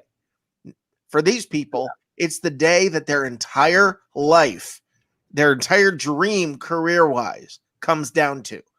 And that's all down to tomorrow, because the next scrimmage, the decisions are pretty much already made. Now you're just reinforcing or convincing them that they were wrong the first time. But the decisions are pretty much made tomorrow. And exactly. And to expand on what you're saying, that's exactly how I feel as well. That tomorrow is the day that these special teams players, the roster is going to be set probably by Monday. They're going to go with players, and then next Friday is the day that they either change their mind, or maybe someone shows out incredibly, or returner wise maybe brings a couple back for touchdowns or something. Like, hold on, wait a second, instead of this guy would go that way. Right. But as Peter said too, kicking is going to be a big battle. But the thing about kicking is, I think next Friday is the kicking deadline. I think that's when they make the decision on kicking. I think they go tomorrow, because I think that's one position where you see what they do tomorrow, you see what they do all next week, and then next Friday is their do or die day. The only thing I would say that I feel differently about that is I think the decision is primarily made tomorrow, and then next week they're going to put that guy through the whole scrimmage and see if he performs consistently through the whole scrimmage, and or whether or not he chokes. Yeah, you're looking at the preseason games of the aspect of, this could be next week, could be your third preseason game, or next week could be the fourth preseason game where you already have the decisions made and you're just looking for a couple of fringe guys on it. Good stuff, Joshua Cole Allen. Go ahead and tell everybody out there where they can follow you on Twitter, buddy. Real quick too, before I get out there, there's still, if neither of these guys really impress, there's still a few names out there to look at. Steve Hoshka was just released today. He's a guy. His Hoshka. Oh, Steve Hoshka. Yeah, he was released today by the Bills. Well, his God bless you. Has decreased a little bit. Bradley Pignon's got that big leg that could, take over on kickoffs. And then obviously Steven Gostkowski's still out there. He struggled with a groin injury in the beginning of the season, which caused him to miss a couple kicks, but he should be fully healthy, and that's a guy that you could look at as well. But yeah, follow me on Twitter at Joshua_C_Allen. Again, I tweet out these press conferences live every day. My page is full of Bucs content, whether it be stats, whether it be just recently did a poll to name the fans' choice of the top captains. We'll have an article about that, including myself, Ray Kennedy, Nick Citro, and Anthony Monday. We'll have our picks for the captains. We'll all have our 53-man projections out and our season projections out within the next week. So make sure you're looking out for that. I've got an article out right now about Shady, LaShawn McCoy, Todd McNair, and the running back coach, and Tom Brady. I'll have 3 articles out probably tomorrow about Vita Vea and his expectations, Khalil Davis and his expectations, and also Jaden Mickens and on his returning role, and if he can, seize the second opportunity he's got. Make sure you follow me on there. Every Wednesday I'm on the Audible. I'll do pop-up shows with Peter all the time, either calling in or going on there. Keep it right here. The content's going to be coming. We've got the deck coming with watch parties soon at the deck. Starting Sunday. We're going to let the cat out of the bag. We're going to do a test show there. We're going to talk Bucs football. We're going to talk about what you want to talk about here on this show, and we're going to try some different camera shots, and hopefully Joshua Cole Allen, you join us. All right. I'll be there. Make sure you check out Auction of Champions, $5 off using Bucs Report as a referral, and Malectronic, 40% off using Bucs Report. Sounds perfect. Have a great night, guys. I'll talk to you soon. All right, there you go. One of the busiest men in Bucs Report history, and he's just come out of nowhere. That'd be Joshua Cole Allen here on the Evolution of Sports Talk Television. Let's see here. Want to read, how are you, Pete and Ricky? Another great show, great sports web show. Thank you. Bella Montavo, hello. Lady Benita, hello. I'm getting COVID test tomorrow. Watching, what was that? Watching Rick hack all over the place. Says Ozzy the Sports Junkie. Let's go out to the webheads, and then we'll get back to. Like I said, we got to get that cough corrected. Yeah. You got to. I don't know what it is, buddy. I don't think it's COVID though. Okay, so we read that again. Although I love to see him in those powder blues playing for the city, How crazy would it be to see Messi in a Bucs uniform? It would be 2020. I mean, come on. You got a pandemic. You got killer hornets. You got killer hurricanes or powerful. I said the word again. Man, I'm just killing it tonight. Am I? Well, no, it's the truth, though. I mean, Messi being in a Bucs uniform, really. I mean, I'm counting nothing out. Yeah, well, nothing can be counted out. Ozzy the Sports Junkie. We just call him Ozzy on the show. Ozzy the Sports Junkie. We're going into the Big Easy without the 65K cousins and the outdated dome, and we're drinking all their booze, stealing all their women, and plant the flag. There's a new sheriff in town. I love it. I love his excitement. He needs to call in. We need to get him on the show again. Ozzy the Sports Junkie there. He'll have to take a $98 million pay cut, but hey, that ring is priceless. I don't see that happening. Don't be scared. Call in and be heard. Chris Landry football. Hopefully this is Chris Landry. Hopefully he's safe or somebody running it. You froze. We do that sometimes, but we are definitely back again here on the Evolution of Sports Talk Television. Your edition here. Join the 65,000 following we have here on Facebook, of course, live on Facebook, YouTube, Twitter, and a part of the Landry Football Network, the Chris Landry Twitch channel. If you love football, definitely check it out because we talk football. We take you behind the curtain. We didn't have Chris last night. I missed him because I can talk to the guy about 2 hours of just football knowledge. He's so in depth. I love that. People go, that's boring. That's actually, no, that's not boring. If you love football, you love to hear it. If you don't, go watch a reality show, go watch something, go watch politics. I don't care. I'm not doing it. Hungry Howie's is, I want to point out something. I wasn't aware of all the details of how the practice squad's being handled. Yeah. And there's something a little different that's happening this year. And it struck me today. I was doing a lot of thinking about the things like Sunday being the deadline day. And it takes about 4 days now with the COVID testing, with everything, for a player to be signed and then actually get active with a team. Mm-hmm. Now, what happens on a Sunday if one of your players gets injured? They used to sign somebody on Monday. They get the playbook on Tuesday. By the next weekend, they're out playing with the team. It's not going to be able to happen that way now because there's like a 4-day delay. So you're going to have to be able to rely on your practice squad. You're going to have to. And now I know this year on the practice squad, they can put up to 7 veterans, which is normally not the case. So you're going to see a lot of players, a lot of veteran names being stuck on the practice squad as security. Because if somebody tests positive on a Sunday morning and you've got a game that afternoon, you're going to have to be able to pull somebody in right then immediately to come in and fill that spot. And you're going to be able to, unlike past years, pull someone off your practice squad. I think it's 2 players on game day. So there's a big difference in the way a lot of those details are being run. But this makes cut down day very interesting because you're going to see a lot of teams grabbing and stashing some veterans just for the sake of safety. If they know your system, and that's where everything's going to be different. You're not just going to go out and find a guy that you can bring in and teach him your system. You need a guy who can come in immediately. And that's why somebody like Tanner Hudson may end up on the practice squad because he knows this system and he might not know some other team's system. So they're not just going to grab him, bring him in. You don't have the time. Again, they bring him in, 4 days lost in the processing of getting a player ready to go. You've lost almost another entire week after the final cuts. So that puts him into the season. I mean, think about it. Final cuts are on the Friday before? Yeah. I think it is. I'm not positive about that, but it's right before. It's like a week before. So if you lose 4 days, that guy comes in on Tuesday or Wednesday. He has 3 days to get ready to play for your team. Yeah, chances are that's not going to happen. So teams are going to be stacking their own people that know their system onto the practice squads. You're not going to see, I don't think, as much movement. It's a good point. All right, let's go back out to the webheads here. I love this comment. Hungry Howie's is the top of the cheap franchise pies. Domino's box is more flavor than that disaster of dried out mess. I'm guaranteed the food will be delicious at the deck before and during. I love this comment. Read that first thing again. Oh, wait a minute. Hungry Howie's is the top of the cheap franchise. Cheap. Oh, but you know what? It's good.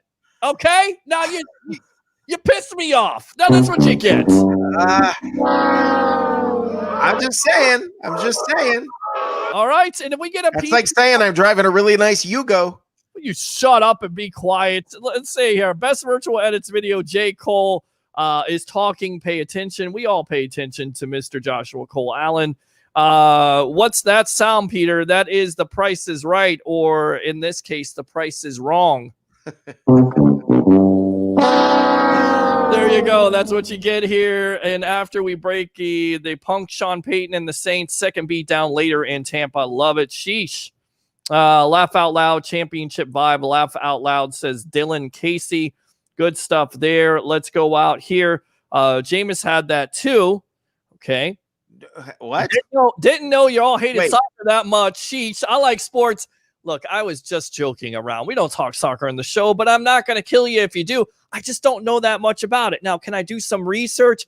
By the way, this comment is blocking our faces. So let's go ahead and take the comment off the screen. Let me put a PSA out there. I don't usually talk soccer, but if I have to, I could do some research. I'm not going to act like I know every soccer player. I know Pele, okay? I know Messi. I know David Beckham. Bend it like Beckham. I'm not a soccer guy. I'm a football guy. You like football? I love football. Check out the Landry Football Network there. Right here, Peter. What's that? Peter, take a look at this. I don't know if you can see this or not. Is that from what is that from? Pele. It's a signed soccer ball to me from Pele. I got to do a photo shoot with him for my son. Did you ever see Kicking and Screaming with Will Ferrell? You got to watch that. Did you watch that? No, I did not. That's a good movie. He's got a Pele ball, and Robert Duvall is his father, and he takes the soccer ball from him, and it's signed. And of course, I'm not going to give it away, but it's a good movie. It's funny, and it's Robert Duvall. You got Mike Ditka in it, and you got Will Ferrell. And if you don't speak Ferrell, then I don't know if we can be friends. You got to watch that movie though. Good movie, underrated in my opinion. So let's read this big comment that's going to block my face and block your face. I like sports. Maybe I'm just desperate here. This season is blown because of kicking. I mean, freaking kicking. After we're done this offseason, obviously Gay has missed a fair amount of kicks in camp, or we shouldn't be having the conversation. Is there a team with worse luck in field goal kicking in the recent history? Serious question. How hard can it be? I mean, it's your job. Kick the ball. You got to make your kicks. That's it. We'll see how that transpires with Matt Gay and Elliott Fry. It ain't rocket surgery. No, it's not, but it's definitely cost the Bucs some wins. Who has worse luck in field goals? Well, you have to go to college football, and that would be the other favorite team here on the Sports Web. That would be the Florida State Seminoles. There you go. Yeah, be quiet. What's the best all-around Bucs game to rewatch from last year in your guys' opinion? Oh, I got this. I love the Rams game. Yeah.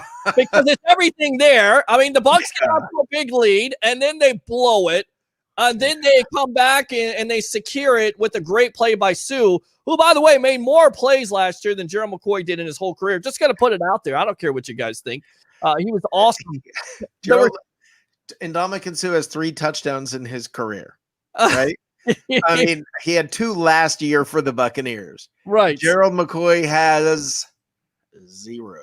Most, if you look at the Gerald McCoy highlight reel that's on YouTube, it's sack. It's a whole bunch of sacks. I mean, he had a lot of sacks, right? But they're almost all in the first half of game. You have to go all the way back to 2013. When you start a debate about Sue and McCoy and your big-time comeback is, I got to go back to 2013, my friend, you lost the debate.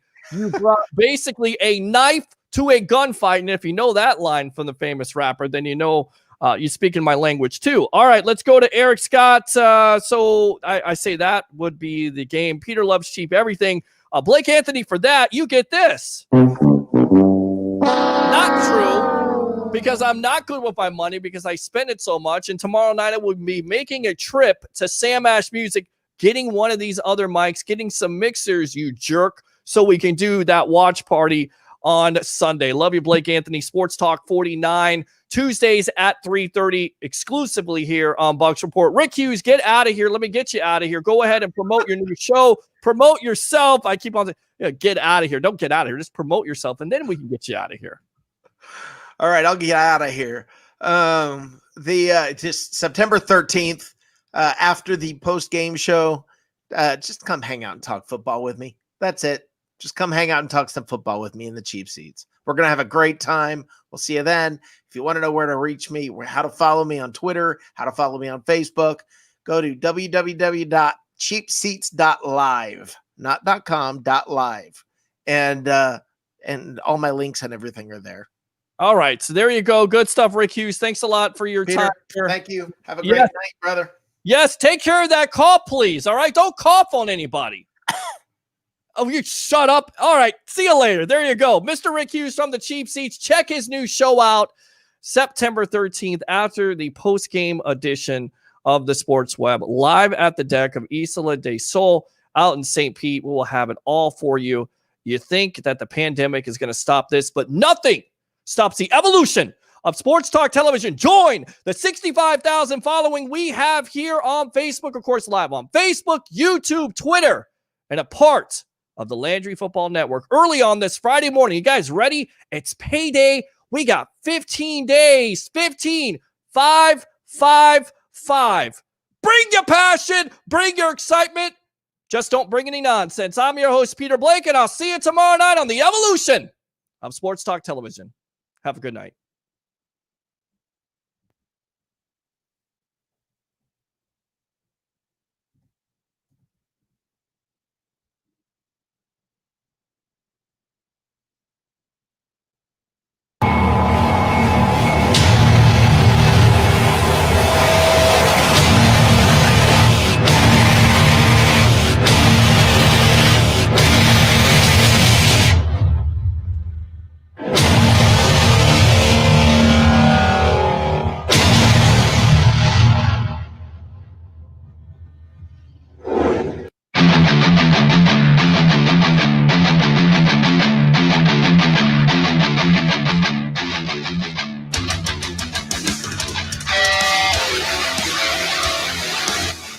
You're now in the Sports Web, a sports talk show for the hardcore fan. Bring your passion, bring your excitement, just don't bring any nonsense.